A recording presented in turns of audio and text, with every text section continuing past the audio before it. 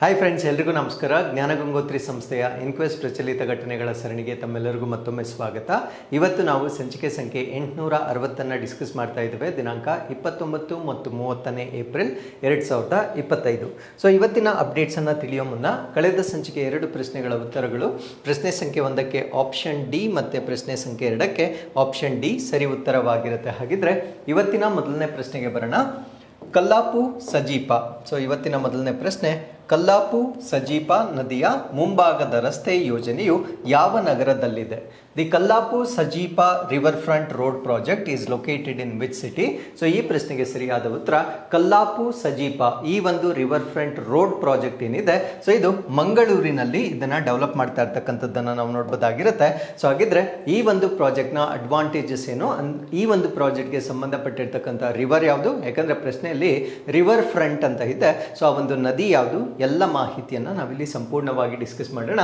But first and foremost ಇದು ಯಾಕೆ ಸುದ್ದಿಯಲ್ಲಿದೆ, ನ್ಯೂಸಲ್ಲಿದೆ, ಯಾಕೆ ಅನ್ನೋದನ್ನು ನಾವು ನೋಡೋದಾದ್ರೆ, ಈ ಒಂದು Kallapu Sajipa river front road project ಏನಿದೆ, ಸೊ ಇದಕ್ಕೆ ಅಡಿಷನಲ್ ಬಜೆಟ್ ಅನ್ನ ಸ್ಯಾಂಕ್ಷನ್ ಮಾಡಿರುವ ಕಾರಣದಿಂದ ಇದು ಸುದ್ದಿಯಲ್ಲಿರ್ತಕ್ಕಂಥ ಒಂದು ಪ್ರಾಜೆಕ್ಟ್ ಆಗಿರುತ್ತೆ. ಸೊ ನಾನು ಮಾತಾಡ್ತಾ ಇರ್ತಕ್ಕಂಥ ಪ್ರಾಜೆಕ್ಟ್ ಅನ್ನು ನಾವು Kallapu Sajipa river front road project ಅಂತ ಹೇಳ್ತೇವೆ. ಅಂದ್ರೆ ಇದೊಂದು ರಸ್ತೆಯನ್ನ ನಿರ್ಮಾಣ ಮಾಡ್ತಕ್ಕಂಥ ಒಂದು ಪ್ರಾಜೆಕ್ಟ್ ಆಗಿರುತ್ತೆ. ಇದನ್ನ ಕಲ್ಲಾಪು ಸಜೀಪ ನದಿ ಮುಖ ರಸ್ತೆ ಯೋಜನೆ ಅಂತ ಕರಿತೇವೆ. ಸೊ ಈ ಒಂದು ಯೋಜನೆಯನ್ನ ಮಂಗಳೂರಿನಲ್ಲಿ ಇಂಪ್ಲಿಮೆಂಟ್ ಮಾಡ್ತಾ ಇರ್ತಕ್ಕಂಥದ್ದನ್ನ ನಾವು ನೋಡಬಹುದಾಗಿರುತ್ತೆ. ಸೊ ಈ ಪ್ರಾಜೆಕ್ಟ್ಗೆ ಈಗ ಅಡಿಷನಲ್ 40 crore rupees ಅನ್ನ ಸ್ಟೇಟ್ ಗೌರ್ಮೆಂಟ್ ಅಥವಾ ರಾಜ್ಯ ಸರ್ಕಾರದಿಂದ ಫಂಡ್ ಮಾಡಿರ್ತಕ್ಕಂಥದ್ದನ್ನ ನಾವಿಲ್ಲಿ ನೋಡಬಹುದಾಗಿರುತ್ತೆ. ಸೊ ಈ ಪ್ರಾಜೆಕ್ಟ್ಸ್ ನ ಡೀಟೇಲ್ಸ್ ಅನ್ನ ನಾವು ನೋಡೋದಾದ್ರೆ, the road runs along the Netravati river front. So ಇದನ್ನ ರಿವರ್ ಫ್ರಂಟ್ ಪ್ರಾಜೆಕ್ಟ್ ಅಂತ ನಾವು ಏನಕ್ಕೆ ಕರಿತೀವಿ ಅಂದ್ರೆ, ಈ ರಸ್ತೆ ಏನಿದೆ ಇದು ನೇತ್ರಾವತಿ ನದಿ ದಂಡೆಯ ಉದ್ದಕ್ಕೂ ಸಾಕ್ತಕ್ಕಂಥ ಒಂದು ಪ್ರಾಜೆಕ್ಟ್ ಆಗಿರುತ್ತೆ. ಸೊ ಇದು ಕನೆಕ್ಟಿವಿಟಿಯನ್ನ ಇಂಪ್ರೂವ್ ಮಾಡುತ್ತೆ. ಅಫ್ಕೋರ್ಸ್ ಇದು ಸಂಪರ್ಕವನ್ನ ಹೆಚ್ಚು ಮಾಡುತ್ತೆ. ಯಾವುದರ ಮಧ್ಯೆ ಸಂಪರ್ಕವನ್ನ ಹೆಚ್ಚು ಮಾಡುತ್ತೆ ಅಂದ್ರೆ, Mangaluru and areas like ಹರೇಕಾಲ, Pavoor, ಇನ್ನೋಲಿ ಮತ್ತೆ ರಾಣಿಪುರ, ಅಂದ್ರೆ ಅಲ್ಲಿರ್ತಕ್ಕಂಥ ಕೆಲವೊಂದು ಪ್ರದೇಶಗಳು, ಅದರಲ್ಲಿ ಮುಖ್ಯವಾಗಿರ್ತಕ್ಕಂಥದ್ದು ಮಂಗಳೂರು. ಅದಕ್ಕೆ ಹರೇಕಳ, ಪಾವೂರು, ಇನ್ನೂಲಿ ಮತ್ತೆ ರಾಣಿಪುರದಂತಹ ಪ್ರದೇಶಗಳ ನಡುವಿನ ಸಂಪರ್ಕವನ್ನ ಸೊ ಈ ಒಂದು ಪ್ರಾಜೆಕ್ಟ್ ಇಂದ ಹೆಚ್ಚು ಮಾಡ್ತಕ್ಕಂಥದ್ದನ್ನ ನಾವು ನೋಡಬಹುದಾಗಿರುತ್ತೆ. ನಾವು let us understand. So basic details about the Netravati river ಅಥವಾ ನೇತ್ರಾವತಿ ನದಿಯ ಬಗ್ಗೆ ನಾವು ಬೇಸಿಕ್ ಮಾಹಿತಿಯನ್ನ ಡಿಸ್ಕಸ್ ಮಾಡೋದಾದ್ರೆ, ಇದು ಫಸ್ಟ್ ಅಂಡ್ ಫಾರ್ಮೋಸ್ಟ್ ಎಲ್ಲಿ ಒರಿಜಿನೇಟ್ ಆಗುತ್ತೆ, ಇದರ ಉಗಮ ಅಥವಾ ಮೂಲ ಎಲ್ಲಿ ಅಂತ ನಾವು ನೋಡೋದಾದ್ರೆ, ಅದನ್ನ ನಾವು ಬಂಗ್ರಾ ಬಾಳಿಗೆ ವ್ಯಾಲಿ ಅಂತ ಹೇಳ್ತೇವೆ. ಸೊ ಅದನ್ನ ನಾವು ಬಂಗ್ರಾ ಬಾಳಿಗೆ ವ್ಯಾಲಿ ಅಥವಾ ಕಣಿವೆ ಅಂತ ಹೇಳ್ತೇವೆ. ಸೊ ಇದು ಎಳನೀರು ಘಾಟ್ ಇನ್ ಕುದುರೆಮುಖ ಇನ್ ಚಿಕ್ಕಮಗಳೂರು ಡಿಸ್ಟ್ರಿಕ್ಟ್. ಅಂದ್ರೆ ನಮ್ಮ ಕರ್ನಾಟಕದ ಚಿಕ್ಕಮಗಳೂರು ಜಿಲ್ಲೆಯಲ್ಲಿರ್ತಕ್ಕಂಥ ಕುದುರೆಮುಖದ ಬಳಿ ಒಂದು ಬಂಗ್ರಾ ಬಳಿಗೆ ಕಣಿವೆ ಅಂತ ಇರುತ್ತೆ. ಸೊ ಅಲ್ಲಿ ಎಳನೀರು ಘಾಟ್ ಅಂತ ಇರುತ್ತೆ. ಆ ಒಂದು ಎಳನೀರು ಘಾಟ್ ನಲ್ಲಿ ತನ್ನ ಮೂಲವನ್ನ ಹೊಂದಿರತಕ್ಕಂಥದ್ದನ್ನ ನಾವು ನೋಡಬಹುದಾಗಿರುತ್ತೆ. ಸೊ ಇದರ ಉದ್ದ ಎಷ್ಟಿರುತ್ತೆ ಅಂದ್ರೆ 106 ಕಿಲೋಮೀಟರ್ ಅಥವಾ 106 ಕಿಲೋಮೀಟರ್ ಇದು ಫ್ಲೋ ಆಗ್ತಕ್ಕಂಥ ಒಂದು ನದಿ ಆಗಿರುತ್ತೆ. ಸೊ ಇದು ಯಾವ ದಿಕ್ಕಿನಲ್ಲಿ ಹರಿಯುತ್ತೆ ಅಂದ್ರೆ, ವೆಸ್ಟ್ ವರ್ಡ್ ಅಥವಾ ಪಶ್ಚಿಮಕ್ಕೆ ಹರಿಯತಕ್ಕಂಥ ಒಂದು ನದಿ ಆಗಿರುತ್ತೆ. ಸೊ ಇದು ಅರೇಬಿಯನ್ ಸೀಗೆ ಸೇರ್ಕೊಳ್ಳುತ್ತೆ. ಯಾವ ಭಾಗದಲ್ಲಿ ಅಂದ್ರೆ, ಮಂಗಳೂರಿನಲ್ಲಿ ಅರೇಬಿಯನ್ ಸಮುದ್ರಕ್ಕೆ ಸೇರ್ಕೊಳ್ತಕ್ಕಂಥ ಒಂದು ನದಿ ಆಗಿರುತ್ತೆ. ಸೊ ಇದರ ಮೇನ್ ಟ್ರಿಬ್ಯೂಟರಿ ಯಾವುದು ಅಂದ್ರೆ ಕುಮಾರದ್ವಾರ ಅಂತ ಹೇಳ್ತೇವೆ. ಸೊ ಈ ಒಂದು ಕುಮಾರದ್ವಾರ ಅಂತಕ್ಕಂಥದ್ದು ಉಪ್ಪಿನ ಅಂಗಡಿಯ ಬಳಿಯಲ್ಲಿ ಇದು ಜಾಯಿನ್ ಆಗ್ತಕ್ಕಂಥದ್ದನ್ನ ನಾವು ನೋಡಬಹುದಾಗಿರುತ್ತೆ. ಸೊ ಇದರ ಪ್ರಮುಖ ಉಪನದಿ ಕುಮಾರದ್ವಾರ ಆಗಿರುತ್ತೆ. ಸೊ ಇದು ನೇತ್ರಾವತಿ ನದಿಗೆ ಸೇರ್ಕೊಳ್ತಕ್ಕಂಥದ್ದು ಉಪ್ಪಿನ ಅಂಗಡಿ ಬಳಿ ಸೇರ್ಕೊಳ್ತಕ್ಕಂಥದ್ದನ್ನ ನಾವು ನೋಡಬಹುದಾಗಿರುತ್ತೆ. ಸೊ ಈಗ ನಾವು ಮ್ಯಾಪ್ ನಲ್ಲಿ ನೋಡೋದಾದ್ರೆ, ಈ ಡಾರ್ಕ್ ಬ್ಲೂ ಲೈನ್ ನೀವೇನು ನೋಡ್ತಾ ಇದ್ದೀರಾ, ಸೊ ಇದು ನೇತ್ರಾವತಿ ನದಿಗೆ ಸಂಬಂಧಪಟ್ಟಿರ್ತಕ್ಕಂಥ ಒಂದು ಲೈನ್ ಆಗಿರುತ್ತೆ. ಸೊ ನಾವು ಮುಂಚೆನೆ ಡಿಸ್ಕಸ್ ಮಾಡಿರೋ ಹಾಗೆ ಇದು ಚಿಕ್ಕಮಗಳೂರು ಡಿಸ್ಟ್ರಿಕ್ಟ್ ನಲ್ಲಿ ಒರಿಜಿನೇಟ್ ಆಗ್ತಕ್ಕಂಥ ಒಂದು ನದಿ ಆಗಿರುತ್ತೆ. ಸೊ ಈ ಭಾಗದಲ್ಲಿ ನಾವು ಉಪ್ಪಿನ ಅಂಗಡಿಯನ್ನ ನೋಡಬಹುದಾಗಿರುತ್ತೆ. ಸೊ ಈ ಉಪ್ಪಿನ ಅಂಗಡಿಗೆ ಸೇರ್ಕೊಳ್ತಕ್ಕಂಥ ಇನ್ನೊಂದು ಪ್ರಮುಖ ಟ್ರಿಬ್ಯೂಟರಿ ಅಥವಾ ಉಪನದಿ ಯಾವುದು ಅಂದ್ರೆ ಕುಮಾರದ್ವಾರ ಅಂತಕ್ಕಂಥದ್ದು ಉಪ್ಪಿನ ಅಂಗಡಿಯ ಬಳಿಯಲ್ಲಿ ಈ ಒಂದು ನೇತ್ರಾವತಿ ನದಿಗೆ ಸೇರ್ಕೊಳ್ತಕ್ಕಂಥ ಒಂದು ಟ್ರಿಬ್ಯೂಟರಿ ಆಗಿರುತ್ತೆ. ಸೊ ಅಲ್ಟಿಮೇಟ್ಲಿ ಅದು ಮಂಗಳೂರಿನ ಬಳಿ ಈ ಒಂದು ಅರೇಬಿಯನ್ ಸೀಗೆ ಎಂಟಿ ಆಗ್ತಕ್ಕಂಥ ಒಂದು ನದಿಯಾಗಿ ನಾವು ಇದನ್ನ ನೋಡಬಹುದಾಗಿರುತ್ತೆ. So with this let's get into question number 2. Recherla Lingama Nayaka ಯಾರೊಂದಿಗೆ ಸಂಬಂಧ ಹೊಂದಿದ್ದರು? Who was Recherla Lingama Nayak associated with, ಅಂದರೆ ಇವರು ಯಾವ ಸಾಮ್ರಾಜ್ಯಕ್ಕೆ ಅಥವಾ ಯಾವ ಡೈನಾಸ್ಟಿಗೆ ಸಂಬಂಧ ಹೊಂದಿದ್ದರು ಅನ್ನೋದು ನಮ್ಮ ಪ್ರಶ್ನೆ ಆಗಿರುತ್ತೆ. ಸೊ ಈ ಪ್ರಶ್ನೆಗೆ ಸರಿಯಾದ ಉತ್ತರ ಇವರು ಚೋಳ ರಾಜವಂಶ, I mean to say Kakatiya ರಾಜವಂಶಕ್ಕೆ ಸಂಬಂಧವನ್ನ ಹೊಂದಿರತಕ್ಕಂಥ ಒಬ್ಬ ರಾಜರಾಗಿರ್ತಾರೆ. ಸೊ ಇವರ ಬಗ್ಗೆ ನಾವು ಪ್ರಶ್ನೆಯನ್ನ ಕೊಡ್ಲಿಕ್ಕೆ ಕಾರಣ ಏನು ಅಂದ್ರೆ, ಒಂದು ಈಗ ಆಂಧ್ರ ಪ್ರದೇಶದಲ್ಲಿ ಒಂದು ಕಾಪರ್ ಪ್ಲೇಟ್ ಸಿಕ್ಕಿದೆ, ಅಂದ್ರೆ ತಾಮ್ರದ ಫಲಕ ಸಿಕ್ಕಿರುತ್ತೆ. ಆ ಒಂದು ತಾಮ್ರದ ಫಲಕವನ್ನ ಡಿಸೈಫರ್ ಮಾಡಿದಾಗ ಸ್ವರಾಜ್ಯ ಅಂತಕ್ಕಂಥ ಒಂದು ಪದ ಅದರಲ್ಲಿ ಕೆತ್ತಿರ್ತಕ್ಕಂಥದ್ದನ್ನ ನಾವು ನೋಡ್ಬೋದಾಗಿರುತ್ತೆ. ಈ ಸ್ವರಾಜ್ಯ ಅಂತಕ್ಕಂಥದ್ದು ಬಾಲಗಂಗಾಧರ ತಿಲಕ್ರವರು ನಮ್ಮ ಸ್ವತಂತ್ರ ಹೋರಾಟದ ಸಮಯದಲ್ಲಿ ಸೊ ಅದನ್ನ ಪಾಪ್ಯುಲರೈಸ್ ಮಾಡಿರ್ತಕ್ಕಂಥದ್ದನ್ನ ನಾವು ನೋಡ್ಬೋದಾಗಿರುತ್ತೆ. ಬಟ್ ನಮ್ಮ ಭಾರತ ದೇಶದಲ್ಲಿ ಈ ಒಂದು ಪದ ಅದಕ್ಕಿಂತ ಮುಂಚೆನೆ ಉಲ್ಲೇಖವಾಗಿತ್ತು ಅಂತಕ್ಕಂಥದ್ದನ್ನ ಸೊ ಈ ಒಂದು ಶಾಸನಗಳಲ್ಲಿ ನಾವು ನೋಡ್ಬೋದಾಗಿರುತ್ತೆ. ಸೊ ಇದು 14th ಸೆಂಚುರಿ ಕಾಪರ್ ಪ್ಲೇಟ್ ಆಗಿರುತ್ತೆ, ಅಂದ್ರೆ 14ನೇ ಶತಮಾನಕ್ಕೆ ಸಂಬಂಧಪಟ್ಟಿರ್ತಕ್ಕಂಥ ಒಂದು ತಾಮ್ರದ ಫಲಕವಾಗಿರುತ್ತೆ. ಸೊ ಇದು ಸಿಕ್ಕಿರ್ತಕ್ಕಂಥದ್ದು ಆಂಧ್ರ ಪ್ರದೇಶದ ಶ್ರೀಶೈಲಂನಲ್ಲಿ ಸಿಕ್ಕಿರ್ತಕ್ಕಂಥ ಒಂದು ದಾಖಲೆ ಆಗಿರುತ್ತೆ. So this is the earliest record use of term ಸ್ವರಾಜ್ಯ, ಅಂದ್ರೆ ನಮಗೆ ಸಿಕ್ಕಿರ್ತಕ್ಕಂಥ ಎಲ್ಲಾ ದಾಖಲೆಗಳಲ್ಲಿ ಈ ಸ್ವರಾಜ್ಯ ಅಂತಕ್ಕಂಥ ಪದವನ್ನ ಆರಂಭಿಕ ಸಮಯದಲ್ಲಿ ಬಳಕೆ ಮಾಡಿರ್ತಕ್ಕಂಥ ಒಂದು ದಾಖಲೆ ಆಗಿರುತ್ತೆ. ಸ್ವರಾಜ್ಯ ಪದವನ್ನ ಸ್ವರಾಜ್ಯ ಪುನರುದ್ಧಾರಣ ಅಂತಕ್ಕಂಥ ಒಂದು ಪದವನ್ನ ಅಲ್ಲಿ ಬಳಕೆ ಮಾಡಿರ್ತಾರೆ. ಅದರ ಅರ್ಥ ಏನು ಅಂದ್ರೆ ರೆಸ್ಟೋರೇಷನ್ ಆಫ್ ಇಂಡಿಪೆಂಡೆಂಟ್ ಸ್ಟೇಟ್, ಅಂದ್ರೆ ಈ ಒಂದು ಸ್ವತಂತ್ರ ರಾಜ್ಯವನ್ನ ಸ್ಥಾಪನೆ ಮಾಡುವುದು ಅಂತಕ್ಕಂಥ ಅರ್ಥದ ಒಂದು ದಾಖಲೆಯನ್ನ 14ನೇ ಶತಮಾನದ ದಾಖಲೆ ಈಗ ಶ್ರೀಶೈಲಂ ಅಲ್ಲಿ ನಮಗೆ ಸಿಕ್ಕಿರುತ್ತೆ. ಸೊ ಇದರ ಸಿಗ್ನಿಫಿಕೆನ್ಸ್ ಏನು ಅಂತ ನಾವು ನೋಡೋದಾದ್ರೆ, ಈ ಒಂದು ಕಾಪರ್ ಪ್ಲೇಟ್ ಏನಿದೆ ಸೊ ಇದು ಜನವರಿ 28, 1420 CE. ಸೊ ಈ ಒಂದು ಸಮಯಕ್ಕೆ ಸಂಬಂಧಪಟ್ಟಿರ್ತಕ್ಕಂಥ ಒಂದು ಡಾಕ್ಯುಮೆಂಟ್ ಆಗಿರುತ್ತೆ. ಸೊ ಇದರ ಹಿಸ್ಟಾರಿಕಲ್ ಕಂಟೆಕ್ಸ್ಟ್ ಅನ್ನ ನಾವು ನೋಡೋದಾದ್ರೆ, ಇದು ಯಾವ ಡೈನಾಸ್ಟಿಗೆ ಸಂಬಂಧಪಟ್ಟಿದೆ ಅಂದ್ರೆ ಈ ಒಂದು ಫಲಕ ಏನಿರುತ್ತೆ, ಕಾಪರ್ ಪ್ಲೇಟ್ ಏನಿರುತ್ತೆ, ಅದು ಯಾವ ಸಮಯದಲ್ಲಿ ಅದನ್ನ ಬರೆಯಲಾಗಿದೆ ಅಥವಾ ಕೆತ್ತಲಾಗಿದೆ ಅಂತ ನಾವು ನೋಡೋದಾದ್ರೆ, so this inscription is link to the rule of Recherla Lingama Nayaka. So ಇವ್ರನ್ನೇ ನಾವು ಪ್ರಶ್ನೆಯಲ್ಲಿ ಕೊಟ್ಟಿದ್ದು ರೇಚಾರ್ಲ ಲಿಂಗಮ ನಾಯಕ ಅಂತ ಹೇಳ್ತೇವೆ. ಸೊ ಇವರು Chauhan feudatory under the Kakatiya dynasty, ಅಂದ್ರೆ ಈ ಒಂದು ಕಾಕತೀಯ ರಾಜವಂಶದ ಚೌಹಾಣ ಸಾಮಂತ ರಾಜನಾಗಿರ್ತಕ್ಕಂಥ, ಅಂದ್ರೆ ಕಾಕತೀಯ ರಾಜವಂಶರ ಸಮಯದಲ್ಲಿ ಚೌಹಾಣ ಸಾಮಂತ ರಾಜ ರೇಚರ್ಲ ಲಿಂಗಮ ನಾಯಕ ಇವರ ಒಂದು ಆಳ್ವಿಕೆಗೆ ಸಂಬಂಧಪಟ್ಟಿರ್ತಕ್ಕಂಥ ಒಂದು ತಾಮ್ರದ ಫಲಕವಾಗಿ ನಾವು ಇದನ್ನು ನೋಡಬಹುದಾಗಿರುತ್ತೆ. It narrates how Lingama Nayaka reclaimed territories previously occupied by the Turakas, ಅಂದ್ರೆ ಆ ಸಮಯದಲ್ಲಿ ತುರಕಾಸ್ ಅಂತ ಇದ್ರು, ಅವರನ್ನು ನಾವು ಮುಸ್ಲಿಂ ಆಡಳಿತಗಾರರು ಅಂತ ಹೇಳ್ತಾ ಇದ್ವಿ. ಸೊ ಅವರು ಆಕ್ರಮಿಸಿಕೊಂಡಿದ್ದ ಪ್ರದೇಶಗಳನ್ನ ಹೇಗೆ ಮರಳಿ ಪಡೆದನು ಅಂತಕ್ಕಂಥದ್ದನ್ನ ಸೊ ಈ ಒಂದು ತಾಮ್ರದ ಫಲಕಗಳಲ್ಲಿ ವಿವರಣೆ ಮಾಡಿರ್ತಕ್ಕಂಥದ್ದನ್ನ ನಾವು ಗಮನಿಸಬಹುದಾಗಿರುತ್ತೆ. ಸೊ ಯಾವ ಲ್ಯಾಂಗ್ವೇಜ್ ಅಲ್ಲಿ ಈ ಒಂದು ತಾಮ್ರದ ಫಲಕಗಳನ್ನ ಬರೆದಿದ್ದಾರೆ ಅಂತ ನಾವು ನೋಡೋದಾದ್ರೆ, ಸ್ಯಾನ್ಸ್ಕ್ರಿಟ್ ಮತ್ತೆ ತೆಲುಗು, ಸೊ ಸಂಸ್ಕೃತ ಮತ್ತೆ ತೆಲುಗು ಭಾಷೆಗಳಲ್ಲಿ ಸೊ ಈ ಒಂದು ಫಲಕಗಳನ್ನ ಬರೆದಿರ್ತಕ್ಕಂಥದ್ದನ್ನ ನಾವು ನೋಡಬಹುದಾಗಿರುತ್ತೆ. ಹಾಗಿದ್ರೆ ಈ ಸ್ವರಾಜ್ಯ ಮೂವ್ಮೆಂಟ್ಗೆ ಇದಕ್ಕೆ ಇರ್ತಕ್ಕಂಥ ಒಂದು ಸಂಬಂಧ ಏನು ಅಂತ ನಾವು ನೋಡೋದಾದ್ರೆ, ಸೊ ಅಲ್ಲಿ ಮೆನ್ಷನ್ ಆಗಿರ್ತಕ್ಕಂಥ ಪದ ಕೇವಲ ಸ್ವರಾಜ್ಯ ಅಲ್ಲ, ಸ್ವರಾಜ್ಯದ ಜೊತೆಗೆ ಪುನರುದ್ಧಾರಣ ಅಂತಕ್ಕಂಥ ಇನ್ನೊಂದು ಪದವನ್ನ ಕೂಡ ಸೇರಿಸಿರ್ತಾರೆ. So it is considered the earliest documented use of Swarajya in Telugu records, ಅಂದ್ರೆ ಈ ಒಂದು ತೆಲುಗು ದಾಖಲೆಗಳಲ್ಲಿ ಅಥವಾ ದಸ್ತಾವೇಜುಗಳಲ್ಲಿ ಅತ್ಯಂತ ಆರಂಭದ ಸಮಯದಲ್ಲಿ ಅಥವಾ ಮೊದಲ ದಾಖಲಿತ ಬಳಕೆ, ಅಂದ್ರೆ ಈ ಒಂದು ಪದ ಸ್ವರಾಜ್ಯ ಪುನರುದ್ಧಾರಣ ಅಂತಕ್ಕಂಥ ಪದ ಏನಿದೆ ಸೊ ಈ ಒಂದು ತೆಲುಗು ದಾಖಲೆಗಳಲ್ಲಿ ಅತ್ಯಂತ ಮೊದಲಾಗಿ ದಾಖಲಾಗಿರ್ತಕ್ಕಂಥ ಒಂದು ಪದವಾಗಿ ನಾವು ಇದನ್ನ ನೋಡಬಹುದಾಗಿರುತ್ತೆ. ಸೊ ಲೇಟರ್ ಇದಂತೂ ನಿಮ್ಗೆ ಡೆಫಿನೆಟ್ಲಿ ಗೊತ್ತಿರುತ್ತೆ, ಬಾಲಗಂಗಾಧರ್ ತಿಲಕ್ ಸೊ ಈ ಒಂದು ಪದವನ್ನ ಪಾಪ್ಯುಲರೈಸ್ ಮಾಡ್ತಾರೆ. ಸೊ ಏನಂತ ಮಾಡ್ತಾರೆ ಅಂದ್ರೆ, Swaraj is my birth right ಅಥವಾ ಸ್ವರಾಜ್ಯ ನನ್ನ ಜನ್ಮ ಸಿದ್ಧ ಹಕ್ಕು ಅಂತಕ್ಕಂಥ ಒಂದು ಸ್ಲೋಗನ್ ಅನ್ನ ಇವರು ತುಂಬಾ ಪಾಪ್ಯುಲರೈಸ್ ಮಾಡಿರ್ತಕ್ಕಂಥದ್ದನ್ನ ನಾವು ನೋಡಬಹುದಾಗಿರುತ್ತೆ. ಸೊ ಈಗ ನಾವು ಕಾಕತೀಯ ಡೈನಾಸ್ಟಿ ಬಗ್ಗೆ ಬೇಸಿಕ್ ಇನ್ಫಾರ್ಮೇಶನ್ ಅನ್ನ ತಿಳ್ಕೊಳ್ಳೋದಾದ್ರೆ, ಸೊ ಇದನ್ನ ನಾವು ತೆಲುಗು ಡೈನಾಸ್ಟಿ ಅಥವಾ ತೆಲುಗು ರಾಜವಂಶ ಅಂತ ಹೇಳ್ಬೋದಾಗಿರುತ್ತೆ. And that ruled much of the Deccan region. So ಅವರು ಹೆಚ್ಚಾಗಿ ಈ ಡೆಕ್ಕನ್ ಪ್ರಾಂತ್ಯದಲ್ಲಿ ಆಳ್ವಿಕೆಯನ್ನ ನಡೆಸಿರ್ತಕ್ಕಂಥ ಒಂದು ರಾಜ್ಯವಂಶವಾಗಿರುತ್ತೆ. ಸೊ ಪ್ರೆಸೆಂಟ್ ಡೇ ಅಲ್ಲಿ ನಾವು ಇದನ್ನ ತೆಲಂಗಾಣ ಮತ್ತೆ ಆಂಧ್ರ ಪ್ರದೇಶ ಅಂತ ಹೇಳ್ತೇವೆ. ಸೊ ಪ್ರಸ್ತುತವಾಗಿ ತೆಲಂಗಾಣ ಮತ್ತು ಆಂಧ್ರ ಪ್ರದೇಶ ಏನಿದೆ ಸೊ ಅದು ಡೆಕ್ಕನ್ ರೀಜನ್ ಅಂತ ಮುಂಚೆ ಹೇಳ್ತಾ ಇದ್ರು. ಸೊ ಆ ಭಾಗದಲ್ಲಿ ಹೆಚ್ಚಾಗಿ ಆಳ್ವಿಕೆಯನ್ನ ನಡೆಸಿರ್ತಕ್ಕಂಥದ್ದನ್ನ ನಾವು ನೋಡಬಹುದಾಗಿರುತ್ತೆ. So that was in between 12th ಮತ್ತೆ 14th ಸೆಂಚುರಿ ಮಧ್ಯದಲ್ಲಿ ಸೊ ಈ ಒಂದು ರಾಜವಂಶ ಆಳ್ವಿಕೆ ನಡೆಸಿರ್ತಕ್ಕಂಥದ್ದನ್ನು ನಾವು ನೋಡ್ಬೋದಾಗಿರುತ್ತೆ. ಸೊ ಇದರ ಕ್ಯಾಪಿಟಲ್ ಅಥವಾ ರಾಜಧಾನಿಯನ್ನ ಏನಂತ ಕರೀತಾ ಇದ್ರು ಅಂದ್ರೆ ಊರುಗಲ್ಲು ಅಂತ ಕರೀತಾ ಇದ್ರು. ಸೊ ಇವಾಗ ಇದನ್ನ ವಾರಂಗಲ್ ಅಂತ ನಾವು ಬಳಕೆ ಮಾಡ್ತಕ್ಕಂಥದ್ದನ್ನ ನಾವು ನೋಡ್ಬೋದಾಗಿರುತ್ತೆ. ಸೊ ಮುಂಚೆ ಇದನ್ನ ಅವರು ಓರುಗಲ್ಲು ಅಥವಾ ಊರುಗಲ್ಲು ಅಂತ ಕರೀತಕ್ಕಂಥದ್ದನ್ನು ನಾವಿಲ್ಲಿ ಗಮನಿಸಬಹುದಾಗಿರುತ್ತೆ. ಸೊ ಯಾರು ಈ ಒಂದು ಕಾಕತೀಯ ಡೈನಾಸ್ಟಿಯನ್ನ ಸ್ಥಾಪನೆ ಮಾಡಿರ್ತಕ್ಕಂಥವ್ರು? So it was founded by Prola Raja in early 12th century, ಅಂದ್ರೆ 12ನೇ ಶತಮಾನದ ಆರಂಭದಲ್ಲಿ ಪ್ರೋಲಾ ರಾಜ ಈ ಒಂದು ಸಂತತಿಯನ್ನ ಅಥವಾ ರಾಜವಂಶವನ್ನ ಸ್ಥಾಪನೆ ಮಾಡಿರ್ತಕ್ಕಂಥದ್ದನ್ನು ನಾವು ನೋಡ್ಬೋದಾಗಿರುತ್ತೆ. ಸೊ ಈ ಒಂದು ಸಾಮ್ರಾಜ್ಯದಲ್ಲಿ ಬಂದಿರತಕ್ಕಂಥ ನೋಟಬಲ್ ರೂಲರ್ಸ್ ಅಥವಾ ಗಮನಾರ್ಹ ಆಡಳಿತಗಾರರು ಯಾರು ಅಂತ ನಾವು ನೋಡೋದಾದ್ರೆ ಸೊ ಮೊದಲನೇವರನ್ನ ನಾವು ಗಣಪತಿ ದೇವ ಅಂತ ಹೇಳ್ತೇವೆ. 1199 ಇಂದ 1262 ವರೆಗೆ ಅವರು ಆಳ್ವಿಕೆಯನ್ನ ಮಾಡಿರ್ತಕ್ಕಂಥದ್ದನ್ನ ನಾವು ನೋಡ್ಬೋದಾಗಿರುತ್ತೆ.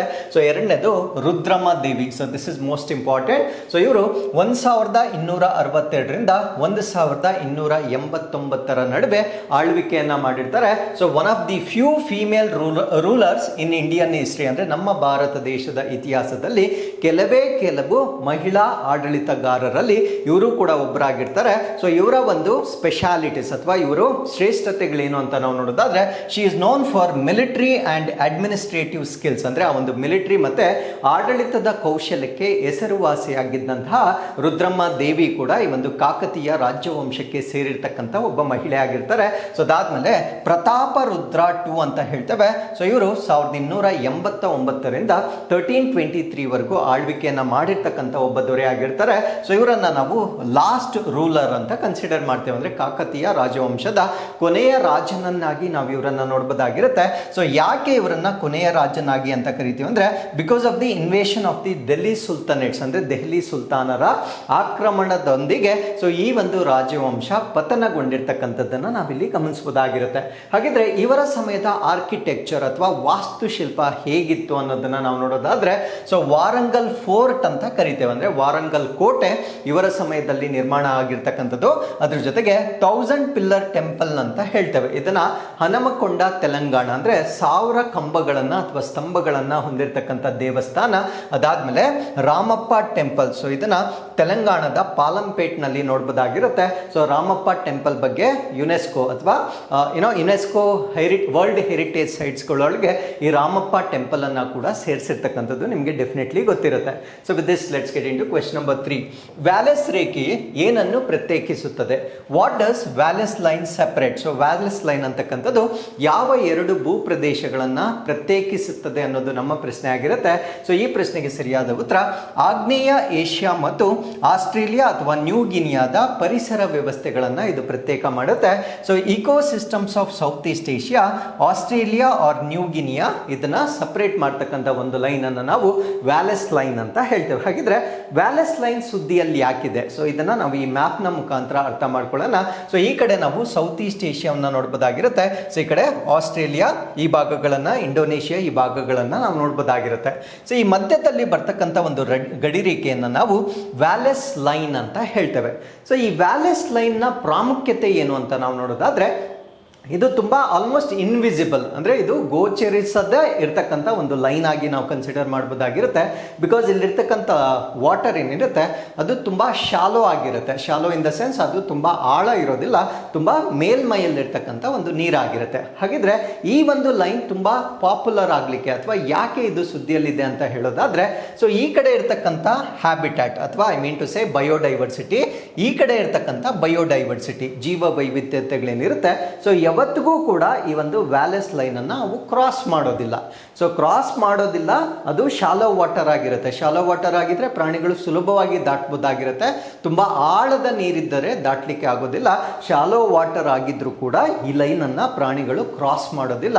ಏನಕ್ಕೆ ಕ್ರಾಸ್ ಮಾಡೋದಿಲ್ಲ ಅಂತಕ್ಕಂಥ ಒಂದು ವೈಜ್ಞಾನಿಕ ಕಾರಣಗಳನ್ನ ಈಗ ಕಂಡುಹಿಡಿದಿರ್ತಾರೆ.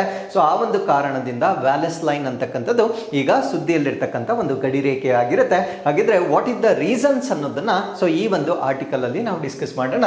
ಸೊ ನಾವು ಡಿಸ್ಕಸ್ ಮಾಡ್ತಾ ಇರ್ತಕ್ಕಂಥ ಒಂದು ಲೈನ್ ಅನ್ನ ನಾವೇನಂತ ಕರಿತೀವಿ ಅಂದ್ರೆ ವ್ಯಾಲೆಸ್ ಲೈನ್ ಅಂತ ಹೇಳ್ತೇವೆ. ಸೊ ಇದನ್ನ ಬಯೋ ಜಿಯೋಗ್ರಾಫಿಕಲ್ ಬೌಂಡ್ರಿ ಅಂತ ಹೇಳ್ತೇವೆ. ನೋಡಿ ಹೆಸರಲ್ಲೇ ಇದೆ ಬಯೋ ಜಿಯೋಗ್ರಾಫಿಕಲ್, ಜೈವಿಕ ಭೌಗೋಳಿಕ ಗಡಿ ಅಂತ ಹೇಳ್ತೇವೆ. ಜೈವಿಕ ಅಂತ ಏನಕ್ಕೆ ಹೇಳ್ತೀವಿ ಅಂದ್ರೆ ಸೊ ಆ ಕಡೆ ಈ ಕಡೆ ಎರಡೂ ಕಡೆ ಇರ್ತಕ್ಕಂಥ ಜೀವ ಸಮುದಾಯಗಳು ಈ ಒಂದು ಗಡಿ ರೇಖೆಯನ್ನ ದಾಟೋದಿಲ್ಲ. ಆ ಒಂದು ಕಾರಣಕ್ಕಾಗಿ ಇದನ್ನ ನಾವು ಬಯೋ ಜಿಯೋಗ್ರಾಫಿಕಲ್ ಬೌಂಡ್ರಿ ಅಂತ ಹೇಳ್ತೇವೆ.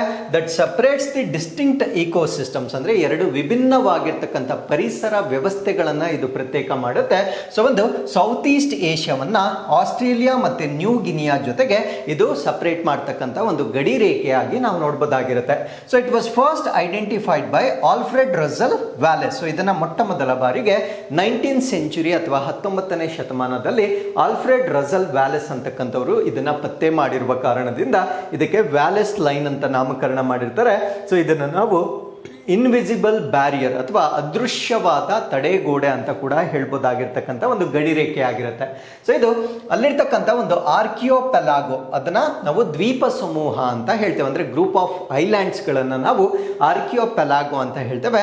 ಸೊ ಆ ಭಾಗದಲ್ಲಿ ಮಲಯ ಆರ್ಕಿಯೋಪೆಲಾಗೋ ಅಂತ ಇರುತ್ತೆ. ಸೊ ಈ ಒಂದು ಮಲಯ ಆರ್ಕಿಯೋಪೆಲಾಗೋ ಮುಖಾಂತರ ಹಾದು ಹೋಗ್ತಕ್ಕಂಥ ಒಂದು ಗಡಿ ರೇಖೆಯಾಗಿ ನಾವು ಇದನ್ನ ಕನ್ಸಿಡರ್ ಮಾಡಬಹುದಾಗಿರುತ್ತೆ. So despite the narrow waterway, so this is what I told you in the beginning. So ಅಲ್ಲಿರ್ತಕ್ಕಂಥ ನೀರು ತುಂಬಾ ಕಿರಿದಾಗಿರುತ್ತೆ ಮತ್ತೆ ತುಂಬಾ ಶಾಲೋ ಆಗಿರುತ್ತೆ. ಸೊ ತುಂಬಾ ನ್ಯಾರೋ ವಾಟರ್ ಆಗಿದ್ರು ಕೂಡ species from either side rarely cross the boundary, ಅಂದ್ರೆ ಆ ಕಡೆ ಈ ಕಡೆ ಇರ್ತಕ್ಕಂಥ ಉಭಯ ಪ್ರದೇಶಗಳಲ್ಲಿರ್ತಕ್ಕಂಥ ಈ ಒಂದು ಪ್ರಭೇದಗಳೇನಿರ್ತವೆ ಸೊ ಆ ಒಂದು ಪ್ರಭೇದಗಳು ವಿರಳವಾಗಿ ಗಡಿಯನ್ನ ದಾಟತಕ್ಕಂಥದ್ದನ್ನ ನಾವಿಲ್ಲಿ ನೋಡ್ಬೋದಾಗಿರುತ್ತೆ.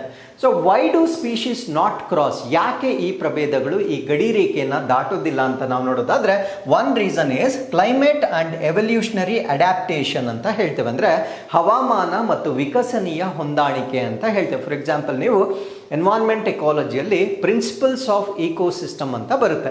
ಸೊ ಪರಿಸರ ವ್ಯವಸ್ಥೆಯ ತತ್ವಗಳು ಅಂತ ಬರುತ್ತೆ. ಆ ತತ್ವಗಳಲ್ಲಿ ಒನ್ ಆಫ್ ದಿ ಪ್ರಿನ್ಸಿಪಲ್ಸ್ ಆಗಿ ನಾವು ಅಡ್ಯಾಪ್ಟೇಷನ್ ಅನ್ನ ನಾವು ನೋಡಬಹುದಾಗಿರುತ್ತೆ. ಸೊ ಇದು ಅದಕ್ಕೆ ಬೆಸ್ಟ್ ಎಕ್ಸಾಂಪಲ್ ಆಗಿ ತಗೋಬಹುದಾಗಿರುತ್ತೆ. ಸೊ ಹಾಗಿದ್ರೆ ಈ ಹವಾಮಾನ ಮತ್ತು ವಿಕಸನೀಯ ಹೊಂದಾಣಿಕೆ ಹೇಗಾಯ್ತು ಅನ್ನೋದನ್ನ ನಾವಿಲ್ಲಿ ನೋಡೋದಾದ್ರೆ ಏಷ್ಯನ್ ಸ್ಪೀಶೀಸ್ ಎವಾಲ್ವ್ಡ್ ಇನ್ ಟ್ರಾಪಿಕಲ್ ಕ್ಲೈಮೇಟ್. ಸೊ ನಮ್ಗೆ ಗೊತ್ತಿದೆ ಈ ಒಂದು ಏಷ್ಯನ್ ಭೂಭಾಗ ಏನಿದೆ ಅದು ಟ್ರಾಪಿಕಲ್ ರೀಜನ್ ಅಲ್ಲಿ ಹೆಚ್ಚಾಗಿರುತ್ತೆ, ಅಂದ್ರೆ ಉಷ್ಣವಲಯದ ಹವಾಮಾನದಲ್ಲಿ ವಿಕಾಸನಗೊಂಡಿರ್ತಕ್ಕಂಥದ್ದನ್ನ ನಾವು ನೋಡಬಹುದಾಗಿರುತ್ತೆ. ಸೊ ನಮಗೆ ಗೊತ್ತು ಈ ಒಂದು ಟ್ರಾಪಿಕಲ್ ಕ್ಲೈಮೇಟ್ ನಲ್ಲಿ ಹೆಚ್ಚಿನ ಶಾಖ ಅಥವಾ ಈ ಒಂದು ಉಷ್ಣಾಂಶ ಜಾಸ್ತಿ ಇರ್ತಕ್ಕಂಥ ಒಂದು ಭಾಗವಾಗಿರುತ್ತೆ. ಸೊ ಈ ಒಂದು ಏಷ್ಯನ್ ಸ್ಪೀಶೀಸ್ ಏನಿರುತ್ತೆ ಅಂದ್ರೆ ಏಷ್ಯಾದ ಪ್ರಭೇದಗಳೇನಿರ್ತವೆ ಸೊ ಅವು ಈ ಒಂದು ಉಷ್ಣವಲಯದಲ್ಲಿ ವಿಕಸನಗೊಂಡಿರ್ತಕ್ಕಂಥ ಒಂದು ಪ್ರಭೇದಗಳಾಗಿರುತ್ತೆ. And they are more adaptable to making them more adaptable to islands near the Wallace line. So ಅಲ್ಲಿರ್ತಕ್ಕಂಥ ವ್ಯಾಲೆಸ್ ರೇಖೆ ಏನಿದೆ ಆ ರೇಖೆಯ ಬಳಿ ಇರ್ತಕ್ಕಂಥ ದ್ವೀಪಗಳಿಗೆ ಹೆಚ್ಚು ಹೊಂದಿಕೊಳ್ಳುವಂತೆ ಮಾಡಿರ್ತಕ್ಕಂಥದ್ದನ್ನ ನಾವು ನೋಡಬಹುದಾಗಿರುತ್ತೆ. ಸೊ ಇಲ್ಲಿ ಪ್ರಮುಖವಾಗಿರ್ತಕ್ಕಂಥ ಪಾಯಿಂಟ್ ಏನು ಅಂದ್ರೆ ಉಷ್ಣವಲಯದ ಹವಾಮಾನದಲ್ಲಿ ವಿಕಸನಗೊಂಡಿರ್ತಕ್ಕಂಥ ಪ್ರಾಣಿಗಳನ್ನ ನಾವು ಏಷ್ಯನ್ ಪ್ರಭೇದಗಳಾಗಿ ನಾವು ನೋಡಬಹುದಾಗಿರುತ್ತೆ. ಸೊ ಇದಕ್ಕೆ ವ್ಯತಿರಿಕ್ತವಾಗಿ ಅಂದ್ರೆ ಕಾಂಟ್ರಾಸ್ಟ್ ಟು ದಿಸ್ ಈ ಒಂದು ಆಸ್ಟ್ರೇಲಿಯನ್ ಸ್ಪೀಶೀಸ್ ಅನ್ನ ತೆಗೆದುಕೊಂಡಾಗ they are adapted to cooler and dried conditions. ಅಂದ್ರೆ ಆಸ್ಟ್ರೇಲಿಯಾದಲ್ಲಿ ಸೊ ಈ ಒಂದು ತಂಪಾದ ಮತ್ತು ಶುಷ್ಕ ಪರಿಸ್ಥಿತಿಗಳಿಗೆ ಅವು ಹೊಂದಿಕೊಂಡಿರ್ತಕ್ಕಂಥದ್ದನ್ನ ನಾವು ನೋಡಬಹುದಾಗಿರುತ್ತೆ.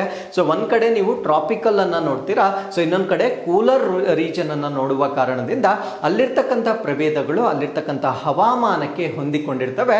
ಸೊ ಆ ಒಂದು ಕಾರಣದಿಂದ ಆ ವ್ಯಾಲೆಸ್ ಲೈನ್ ಏನಿದೆ ಅದು ತುಂಬಾ ನ್ಯಾರೋ ರೇಂಜ್ ಆಫ್ ವಾಟರ್ ಇದ್ರೂ ಕೂಡ ಪ್ರಾಣಿಗಳು ಆ ಕಡೆಗೆ ಈ ಕಡೆಗೆ ಬದಲಾಗದೆ ಇರತಕ್ಕಂಥ ಒಂದು ಪರಿಸ್ಥಿತಿಯನ್ನ ನಾವಿಲ್ಲಿ ವಿಟ್ನೆಸ್ ಮಾಡಬಹುದಾಗಿರುತ್ತೆ. ಸೊ ಇನ್ನೊಂದು ಜಿಯೋಗ್ರಫಿಕಲ್ ಐಸೋಲೇಷನ್ ಅಥವಾ ಭೌಗೋಳಿಕ ಪ್ರತ್ಯೇಕತೆ ಅಂತ ಹೇಳ್ತೇವೆ. So deep ocean trenches between Borneo and Sulawesi act as natural barriers. ಅಂದ್ರೆ ಇದು not exactly at Wallace line ಅಲ್ಲ. ಸೊ ವ್ಯಾಲೆಸ್ ಲೈನ್ ಗಿಂತ ಸ್ವಲ್ಪ ದೂರದಲ್ಲಿ ಈ ಬೋರ್ನಿಯೋ ಮತ್ತೆ ಸುಲವೇಸಿ. ಸೊ ಬೋರ್ನಿಯೋ ಮತ್ತೆ ಸುಲವೇಸಿ ಇವೆಲ್ಲ ಐಲ್ಯಾಂಡ್ಸ್ ಆಫ್ ಇಂಡೋನೇಷಿಯಾ ಆಗಿರೋದು, ಇಂಡೋನೇಷಿಯಾದ ದ್ವೀಪಗಳಾಗಿ ನಾವಿಲ್ಲಿ ನೋಡಬಹುದಾಗಿರುತ್ತೆ. ಸೊ ಇಲ್ಲಿ ಆಳವಾದ ಸಾಗರದ ಕಂದಕಗಳೇನಿರ್ತವೆ ಸೊ ಅವು ನೈಸರ್ಗಿಕ ತಡೆಗೋಡೆಗಳಾಗಿ ಕೂಡ ಕೆಲಸ ಮಾಡ್ತಕ್ಕಂಥದ್ದನ್ನು ನಾವಿಲ್ಲಿ ಗಮನಿಸಬಹುದಾಗಿರುತ್ತೆ. ಸೊ ಇದರ ಸೈಂಟಿಫಿಕ್ ಸಿಗ್ನಿಫಿಕೆನ್ಸ್ ಅಥವಾ ವೈಜ್ಞಾನಿಕ ಮಹತ್ವ ಏನು ಅಂತ ನಾವು ನೋಡೋದಾದ್ರೆ, it help scientist understand the species distribution and evolutionary pathway. ಅಂದ್ರೆ ವಿಜ್ಞಾನಿಗಳು ಸೊ ಈ ಒಂದು ಎಕ್ಸಾಂಪಲ್ ಅನ್ನ ಅವರು ಸ್ಟಡಿ ಮಾಡಿದ್ದೆ ಆದಲ್ಲಿ ಪ್ರಭೇದಗಳ ವಿತರಣೆ ಅಂದ್ರೆ ಈ ಒಂದು ಪ್ರಾಣಿಗಳು ಯಾವ ಬೇಸಿಸ್ ಮೇಲೆ ಡಿಸ್ಟ್ರಿಬ್ಯೂಟ್ ಆಗಿದ್ದಾವೆ. ಫಾರ್ ಎಕ್ಸಾಂಪಲ್ ನಮ್ಮ ಭಾರತ ದೇಶದಲ್ಲಿ almost around 70 to 75% of the tiger population ಅನ್ನ ನಾವು ನೋಡಬಹುದಾಗಿರುತ್ತೆ. ಸೊ ಅದಕ್ಕೆ there will be some particular reason, ಅಂದ್ರೆ ಅದಕ್ಕೊಂದು ಪ್ರತ್ಯೇಕವಾಗಿರ್ತಕ್ಕಂಥ ಒಂದು ಕಾರಣಗಳಾಗಿರ್ತವೆ ಯಾಕೆ ಇಲ್ಲೇ 70 to 75% ಹುಲಿಗಳನ್ನ ನಾವು ನೋಡಬಹುದು.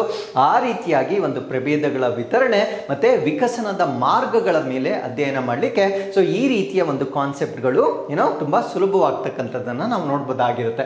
So with this let's get into question number 4.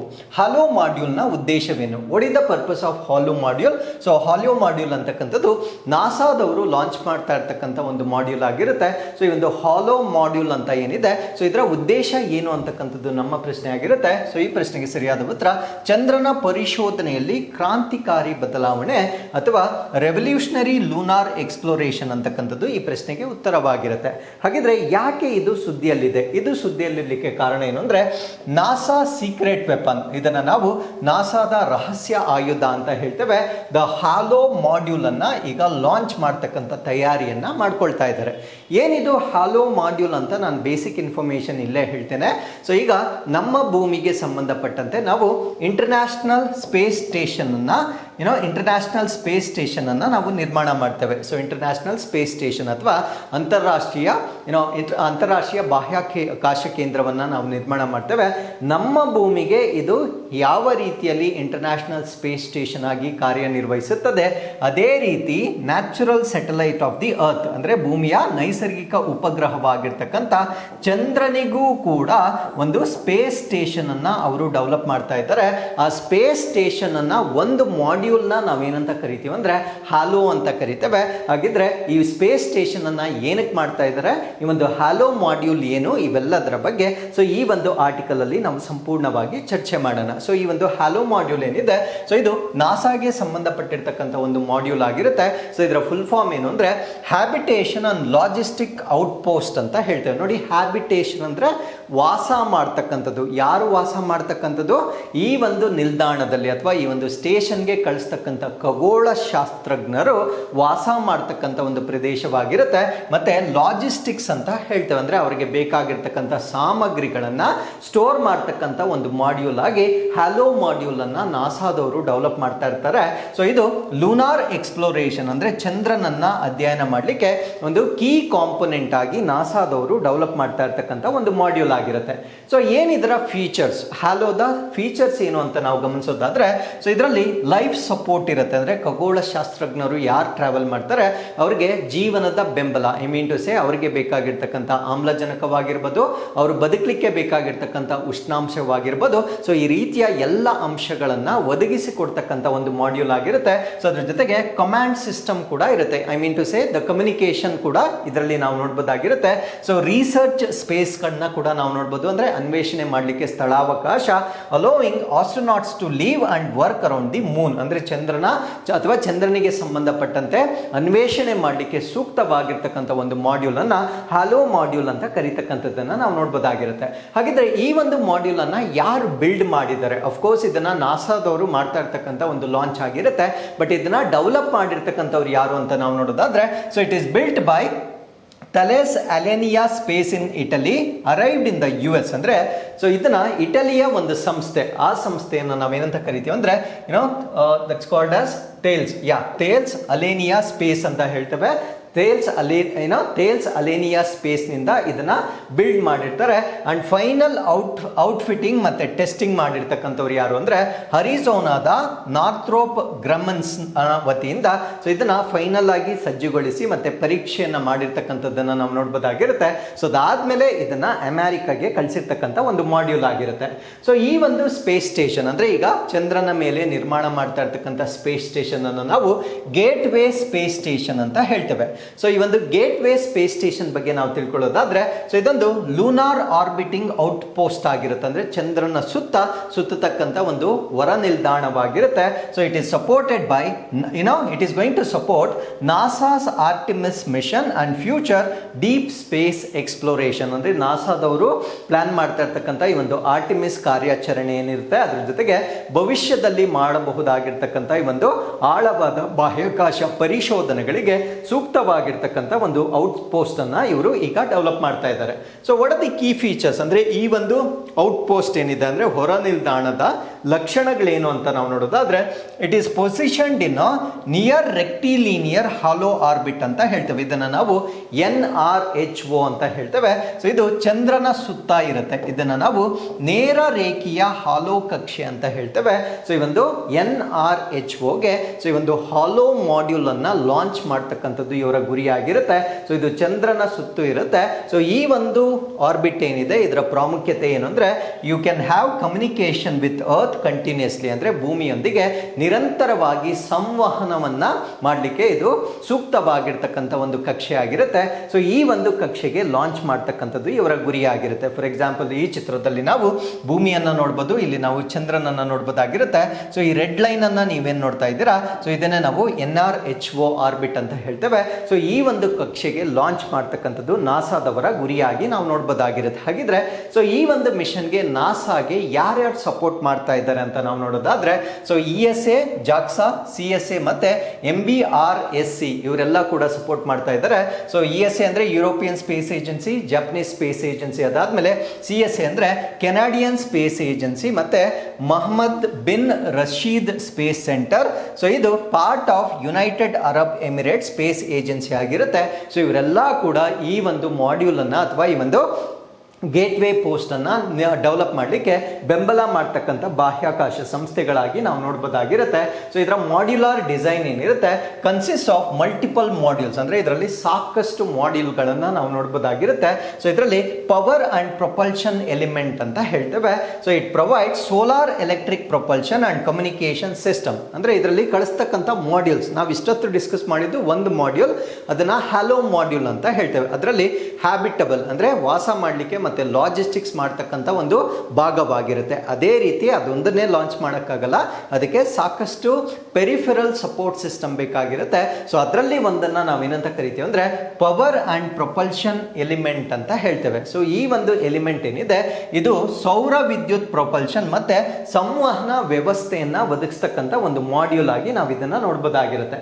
So ಎರಡನೇ ನಮ್ಗೆ ಆಲ್ರೆಡಿ ಗೊತ್ತಿದೆ, ಸೊ ಇದನ್ನ ಹಾಲೋ ಅಂತ ಹೇಳ್ತೇವೆ. ಸೊ ಮೂರನೇದನ್ನ ನಾವು science and air lock module ಅಂತ ಹೇಳ್ತೇವೆ. So it supports experiments and space walk, ಅಂದ್ರೆ ವಿಜ್ಞಾನ ಮತ್ತು ಏರ್ ಲಾಕ್ ಮಾಡ್ಯೂಲ್ ಅಂತ ಹೇಳ್ತೇವೆ. ಇದು ಪ್ರಯೋಗಗಳು ಮತ್ತೆ ಬಾಹ್ಯಾಕಾಶದ ನಡಿಗೆಯನ್ನ ಬೆಂಬಲಿಸತಕ್ಕಂಥ ಒಂದು ಮಾಡ್ಯೂಲ್ ಆಗಿ ಸೊ ನಾವು ಇದನ್ನ ಕನ್ಸಿಡರ್ ಮಾಡಬಹುದಾಗಿರುತ್ತೆ. So with this let's get into question number 5.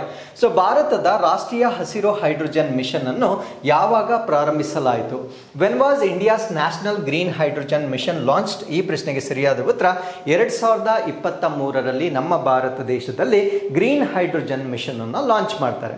So 2023ರಲ್ಲಿ ಲಾಂಚ್ ಮಾಡಿರ್ತಕ್ಕಂಥ ಗ್ರೀನ್ ಹೈಡ್ರೋಜನ್ ಈಗ ಸುದ್ದಿಯಲ್ಲಿರ್ಲಿಕ್ಕೆ ಕಾರಣ ಏನು ಅಂದ್ರೆ, so there is one more addition to this news. ಆ ಅಡಿಷನ್ ಏನು ಅಂದ್ರೆ ಗ್ರೀನ್ ಹೈಡ್ರೋಜನ್ ಸರ್ಟಿಫಿಕೇಶನ್ ಸ್ಕೀಮ್ ಅನ್ನ ಲಾಂಚ್ ಮಾಡಿದ್ದಾರೆ. ಅಂದ್ರೆ ಹಸಿರು ಜಲಜನಕ ಪ್ರಾಮಾಣೀಕರಣ ಯೋಜನೆಯನ್ನ ಈಗ ಲಾಂಚ್ ಮಾಡಿರ್ತಾರೆ. ಏನಿದ್ರ ಅರ್ಥ ಅಂದ್ರೆ, ಸೊ ಈಗ ಜಲಜನಕ ಅಂತಕ್ಕಂಥದ್ದು ಇತ್ತೀಚೆಗೆ ಬಹಳ ಸುದ್ದಿಯಲ್ಲಿರ್ತಕ್ಕಂಥ ಒಂದು ಇಂಧನವಾಗಿರುತ್ತೆ. ಸೊ ಗ್ಲೋಬಲ್ ವಾರ್ಮಿಂಗ್ ಅನ್ನ ಕಡಿಮೆ ಮಾಡಿ ಈ ಫಾಸಿಲ್ ಫ್ಯೂಯಲ್ಸ್ ಬರ್ನಿಂಗ್ ಏನಿರುತ್ತೆ ಸೊ ಅದಕ್ಕೆ ಪರ್ಯಾಯವಾಗಿ ನಾವು ಇದನ್ನ ಡೆವಲಪ್ ಮಾಡ್ತಾ ಇರ್ತಕ್ಕಂಥ ಒಂದು ಇಂಧನವಾಗಿರುತ್ತೆ. ಬಟ್ ಸೊ ಈ ಒಂದು ಗ್ರೀನ್ ಹೈಡ್ರೋಜನ್ ಏನಿದೆ ಸೊ ಇದಕ್ಕೆ ಸಾಕಷ್ಟು ಅಡಲ್ಟ್ರೆಂಟ್ಸ್ ಇರುತ್ತೆ. ಅಂದ್ರೆ ಬೇರೆ ಬೇರೆ ಪದ್ಧತಿಯಲ್ಲೂ ಕೂಡ ನಾವು ಹೈಡ್ರೋಜನ್ ಅನ್ನ ತಯಾರಿ ಮಾಡಬಹುದಾಗಿರುತ್ತೆ. ಬಟ್ ನಿಜವಾಗ್ಲೂ ಗ್ರೀನ್ ಹೈಡ್ರೋಜನ್ ಯಾವುದು ಅದನ್ನ ಪತ್ತೆ ಹಚ್ಚಲಿಕ್ಕೆ ನಮ್ಮ ಭಾರತ ಸರ್ಕಾರ ಈಗ ಒಂದು ಪ್ರಾಮಾಣೀಕರಣ, ಅಂದ್ರೆ ಯಾರು ಗ್ರೀನ್ ಹೈಡ್ರೋಜನ್ ಅನ್ನೇ ಡೆವಲಪ್ ಮಾಡ್ತಾರೆ ಅವ್ರಿಗೆ ಒಂದು ಸರ್ಟಿಫಿಕೇಟ್ ಅನ್ನ ನೀಡಲಾಗಿದೆ. ನೀಡಲಾಗುತ್ತೆ. ಸೊ ಈ ರೀತಿಯ ಪದ್ಧತಿಯನ್ನು ಈಗ ಕೇಂದ್ರ ಸರ್ಕಾರ ಲಾಂಚ್ ಮಾಡಿರ್ತಕ್ಕಂಥದ್ದನ್ನು ನಾವು ನೋಡ್ಬೋದಾಗಿರುತ್ತೆ. ಸೊ ಈ ಸರ್ಟಿಫಿಕೇಶನ್ ಬಗ್ಗೆ ನಾವು ತಿಳ್ಕೊಳ್ಬೇಕಾಗಿದ್ರೆ ಫಸ್ಟ್ ಆ್ಯಂಡ್ ಫಾರ್ಮೋಸ್ಟ್ ನಮಗೆ ಈ ಗ್ರೀನ್ ಹೈಡ್ರೋಜನ್ ಅಥವಾ ಏನೋ ಜಲಜನಕ ಇಂಧನವನ್ನು ಯಾವ ರೀತಿ ತಯಾರಿ ಮಾಡ್ತಾರೆ ಅನ್ನೋದನ್ನು ನಾವು ತಿಳ್ಕೊಳ್ಬೇಕಾಗಿರುತ್ತೆ. ಸೊ ಈ ಜಲಜನಕ ಅಂತಕ್ಕಂಥದ್ದು ಹೈಡ್ರೋಜನ್ ನಮ್ಮ ಅಟ್ಮಾಸ್ಫಿಯರಲ್ಲಿರ್ತಕ್ಕಂಥ ಒಂದು ಅನಿಲವಾಗಿರುತ್ತೆ. ನೀವು ಪಿರಿಯಾಡಿಕ್ ಟೇಬಲನ್ನು ನಾವು ನೋಡಿದಾಗ ಅಂದರೆ ಆವರ್ತಕ ಕೋಷ್ಟಕವನ್ನು ನೋಡಿದಾಗ ಇದು ಫಸ್ಟ್ ಎಲಿಮೆಂಟ್ ಆಗಿರುತ್ತೆ, ಮೊದಲನೇ ಧಾತುವಾಗಿರುತ್ತೆ. ಸೊ ಇದರ ಅಟಾಮಿಕ್ ನಂಬರ್ 1 ಇರುತ್ತೆ. ಸೊ ಇದು ತುಂಬ ಲೈಟೆಸ್ಟ್ ಆಗಿರುತ್ತೆ, ಅಂದರೆ ಅನಿಲಗಳಲ್ಲಿ ತುಂಬ ಹಗುರವಾಗಿರ್ತಕ್ಕಂಥ ಅನಿಲವಾಗಿರುತ್ತೆ. ಸೊ ಯಾವಾಗ ಇದು ಲೈಟೆಸ್ಟ್ ಆಗಿರುತ್ತೆ ಇದು ಅಟ್ಮಾಸ್ಫಿಯರಲ್ಲಿ ರೇಸ್ ಆಗುತ್ತೆ. ಸೊ ಯಾವಾಗ ಇದು ಮೇಲಕ್ಕೆ ತಲುಪುತ್ತೆ ನಮಗೆ ಪ್ಯೂರೆಸ್ಟ್ ಫಾರ್ಮ್ ಆಫ್ ದಿ ಹೈಡ್ರೋಜನನ್ನು ನಾವು ಅಟ್ಮಾಸ್ಫಿಯರಿಂದ ಕ್ಯಾಪ್ಚರ್ ಮಾಡಲಿಕ್ಕೆ ಸಾಧ್ಯ ಆಗೋದಿಲ್ಲ. ಹಾಗಿದ್ರೆ ಜಲಜನಕವನ್ನು ಆಸ್ ಅ ಫ್ಯೂಯಲ್ ಇಂಧನವಾಗಿ ನಾವು ಎಲ್ಲಿಂದ ಪಡೆದುಕೊಳ್ತೀವಿ ಅಂದರೆ ನಮ್ಮ ಭೂಮಿಯ ಮೇಲೆ ಲಭ್ಯ ಬೀಳ್ತಕ್ಕಂಥ ವಾಟರ್, ಈ ನೀರನ್ನು ಏನು ಮಾಡ್ತಾರೆ ಅಂದರೆ ಎಲೆಕ್ಟ್ರೋಲೈಸಿಸ್ ಮಾಡ್ತಾರೆ. ಎಲೆಕ್ಟ್ರೋಲೈಸಿಸ್ ಅಂದರೆ ವಿದ್ಯುತ್ ವಿಭಜನೆ ಅಂತ ಹೇಳ್ತೇವೆ. ಸೊ ಈ ಒಂದು ವಿದ್ಯುತ್ತನ್ನು ಇದಕ್ಕೆ ಸೇರಿಸುವ ಮುಖಾಂತರ ಅಥವಾ ಅದಕ್ಕೆ ಸಪ್ಲೈ ಮಾಡುವ ಮುಖಾಂತರ ಸೊ ಹೈಡ್ರೋಜನ್ನನ್ನೇ ಸಪ್ರೇಟ್ ಮಾಡ್ತಾರೆ, ಆಕ್ಸಿಜನ್ನನ್ನೇ ಸಪ್ರೇಟ್ ಮಾಡ್ತಾರೆ. ಸೊ ಈ ಒಂದು ಹೈಡ್ರೋಜನ್ ಏನು ಸಪ್ರೇಟ್ ಆಗಿದೆ ಇದನ್ನು ನಾವು ಹೈಡ್ರೋಜನ್ ಫ್ಯೂಯಲ್ ಅಂತ ಹೇಳ್ತೇವೆ. ಬಟ್ ಇದು ಗ್ರೀನ್ ಹೈಡ್ರೋಜನ್ನ ಅಥವಾ ಬೇರೆ ಹೈಡ್ರೋಜನ್ನ ಅದನ್ನು ಡಿಸೈಡ್ ಮಾಡ್ತಕ್ಕಂಥ ಫ್ಯಾಕ್ಟರ್ ಏನು ಅಂದರೆ ಇಲ್ಲಿ ನಾವು ಎಲೆಕ್ಟ್ರಿಸಿಟಿಯನ್ನು ಏನು ಸಪ್ಲೈ ಮಾಡ್ತೇವೆ ಸೊ ಅದರ ಮೇಲೆ ಈ ಪ್ರಾಡಕ್ಟ್ ಏನು ಬರುತ್ತೆ ಅದನ್ನು ನಾವು ಬೇರೆ ಬೇರೆ ಕಲರ್ ಕೋಡ್ಸನ್ನು ಕೊಡ್ತೇವೆ.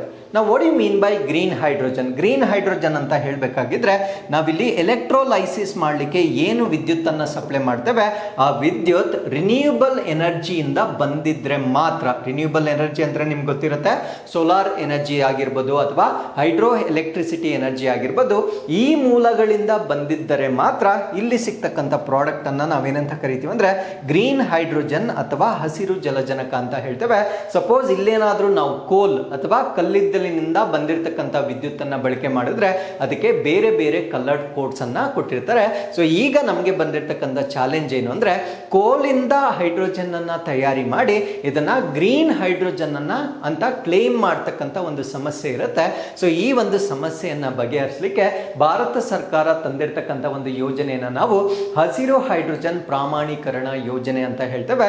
ಸೊ ಈ ಒಂದು ಯೋಜನೆಯ ಬಗ್ಗೆ ಹೆಚ್ಚಿನ ಮಾಹಿತಿಯನ್ನು ತಿಳ್ಕೊಳ್ಳೋದಕ್ಕಿಂತ ಮುಂಚೆ ಯಾವ್ಯಾವ ಟೈಪ್ಸ್ ಆಫ್ ಹೈಡ್ರೋಜನ್ ಇದೆ ಅನ್ನೋದನ್ನ ನಾನು ಇಲ್ಲಿ ಬ್ರೀಫ್ ಆಗಿ ಎಕ್ಸ್ಪ್ಲೇನ್ ಮಾಡ್ತೇನೆ. ಸೊ ಇದರಲ್ಲಿ ಮೊದಲನೇದನ್ನ ಗ್ರೀನ್ ಹೈಡ್ರೋಜನ್ ಅಂತ ಹೇಳ್ತೇವೆ. ಸೊ ಇದ್ರ ಬಗ್ಗೆ ನಾನು ಈಗಾಗಲೇ ಎಕ್ಸ್ಪ್ಲೇನ್ ಮಾಡಿದ್ದೇನೆ. ಸೊ ಈ ವಾಟರ್ ಅನ್ನ ಸ್ಪ್ಲಿಟ್ ಮಾಡಲಿಕ್ಕೆ ಅಂದ್ರೆ ಹೈಡ್ರೋಜನ್ ಮತ್ತೆ ಆಕ್ಸಿಜನ್ ಆಗಿ ಪ್ರತ್ಯೇಕ ಮಾಡಲಿಕ್ಕೆ ನಾವೇನಾದ್ರೂ ರಿನ್ಯೂಯಬಲ್ ಎನರ್ಜಿಯನ್ನ ಬಳಕೆ ಮಾಡಿದ್ರೆ ಆಗ ಬರ್ತಕ್ಕಂಥ ಹೈಡ್ರೋಜನ್ ಅನ್ನ ನಾವು ಗ್ರೀನ್ ಹೈಡ್ರೋಜನ್ ಅಂತ ಹೇಳ್ತೇವೆ. ಸೊ ಇದರಿಂದ ಯಾವುದೇ ಎಮಿಷನ್ ಆಗೋದಿಲ್ಲ, ಅಂದ್ರೆ ಹಸಿರು ಮನೆ ಇಂಧನಗಳು ಅಥವಾ ಅನಿಲಗಳು ಯಾವುದೇ ಇಲ್ಲಿ ಉತ್ಪತ್ತಿ ಆಗೋದಿಲ್ಲ. ಸೊ ಇದರಿಂದ ಗ್ಲೋಬಲ್ ವಾರ್ಮಿಂಗ್ ಅನ್ನ ನಾವು ರಿಡ್ಯೂಸ್ ಮಾಡಬಹುದಾಗಿರುತ್ತೆ. ಸೊ ಎರಡನೇದನ್ನ ಬ್ಲೂ ಹೈಡ್ರೋಜನ್ ಅಥವಾ ನೀಲಿ ಜನಕ ಅಂತ ಹೇಳ್ತೇವೆ. ಸೊ ಇಲ್ಲೇನಾಗುತ್ತೆ ಅಂದ್ರೆ ಗ್ರೇ ಮತ್ತೆ brown hydrogen with its carbon dioxide captured and repurposed ಅಂತ ಹೇಳ್ತೇವೆ. I mean to say very simple. ಈಗ ಗ್ರೇ ಹೈಡ್ರೋಜನ್ ಮತ್ತೆ ಇಲ್ಲಿ ಇನ್ನೊಂದು ಹೈಡ್ರೋಜನ್ ಬರುತ್ತೆ, ಬ್ರೌನ್ ಹೈಡ್ರೋಜನ್ ಅಂತ ಬರುತ್ತೆ. ಇದೇನು ಅಂತ ನಾನು ಮುಂದೆ ಹೇಳ್ತೇನೆ. ಈ ಗ್ರೇ ಹೈಡ್ರೋಜನ್ ಮತ್ತೆ ಬ್ರೌನ್ ಹೈಡ್ರೋಜನ್ ಅನ್ನು ನಾವು ಮ್ಯಾನುಫ್ಯಾಕ್ಚರ್ ಮಾಡಿದಾಗ ಇಂಗಾಲದ ಡೈಆಕ್ಸೈಡ್ ಬೈ ಪ್ರಾಡಕ್ಟ್ ಆಗಿ ಉತ್ಪತ್ತಿ ಆಗುತ್ತೆ. ಬಟ್ ಈ ಬೈ ಪ್ರಾಡಕ್ಟ್ ಆಗಿ ಉತ್ಪತ್ತಿ ಆಗಿರ್ತಕ್ಕಂಥ ಇಂಗಾಲದ ಡೈಆಕ್ಸೈಡ್ ಅನ್ನ ಏನು ಮಾಡ್ತಾರೆ ಅಂದ್ರೆ ಅಟ್ಮಾಸ್ಫಿಯರ್ಗೆ ರಿಲೀಸ್ ಮಾಡೋ ಬದಲು ಅದನ್ನ ಕ್ಯಾಪ್ಚರ್ ಮಾಡ್ತಾರೆ. ಯಾವಾಗ ಅದನ್ನ ಕ್ಯಾಪ್ಚರ್ ಮಾಡ್ತಾರೆ ಆಗ ಸಿಗ್ತಕ್ಕಂಥ ಜಲಜನಕವನ್ನು ನಾವು ನೀಲಿ ಜನಕ ಅಥವಾ ಬ್ಲೂ ಹೈಡ್ರೋಜನ್ ಅಂತ ಹೇಳ್ತೇವೆ. ಸೊ ಇದರಲ್ಲಿ ವಾಟ್ ಈಸ್ ದಿ ಎಮಿಷನ್ ಅಂತ ನಿಮ್ಗೇನಾದ್ರೂ ಪ್ರಶ್ನೆ ಕೇಳಿದಾಗ carbon dioxide is released but it is captured and reuse. ಅದನ್ನ ಸೆರೆ ಹಿಡಿದು ಮರುಬಳಕೆ ಮಾಡ್ಕೊಳ್ತಕ್ಕಂಥ ಒಂದು ಜಲಜನಕವನ್ನು ನಾವು ಬ್ಲೂ ಹೈಡ್ರೋಜನ್ ಅಂತ ಹೇಳ್ತೇವೆ. ಸೊ ನೆಕ್ಸ್ಟ್ ಬರುತ್ತೆ ಗ್ರೇ ಹೈಡ್ರೋಜನ್ ಅಂತ ಹೇಳ್ತೇವೆ. ಇದನ್ನ ಬೂದು ಜಲಜನಕ ಅಂತ ಹೇಳ್ತೇವೆ. ಸೊ ಇದನ್ನ ಪ್ರೊಡ್ಯೂಸ್ ಮಾಡಲಿಕ್ಕೆ ನಾವು ಬಳಸ್ತಕ್ಕಂಥದ್ದು ನ್ಯಾಚುರಲ್ ಗ್ಯಾಸ್ ಅನ್ನ, ಅಂದ್ರೆ ನೈಸರ್ಗಿಕ ಅನಿಲದಿಂದ ಬರ್ತಕ್ಕಂಥ ಶಕ್ತಿಯನ್ನ ಬಳಕೆ ಮಾಡ್ತೇವೆ. ಸೊ ಇದರಿಂದ ಕಾರ್ಬನ್ ಡೈಆಕ್ಸೈಡ್ ಎಮಿಟ್ ಆಗ್ತಕ್ಕಂಥದ್ದನ್ನ ನಾವು ನೋಡ್ಬೋದಾಗಿರುತ್ತೆ. ಸೊ ಇದರಿಂದ ನಮಗೇನು ಗ್ಲೋಬಲ್ ವಾರ್ಮಿಂಗ್ ಅನ್ನ ಕಡಿಮೆ ಮಾಡಲಿಕ್ಕೆ ಯಾವುದೇ ಸಿಗ್ನಿಫಿಕೆಂಟ್ ಸಪೋರ್ಟ್ ಸಿಗೋದಿಲ್ಲ.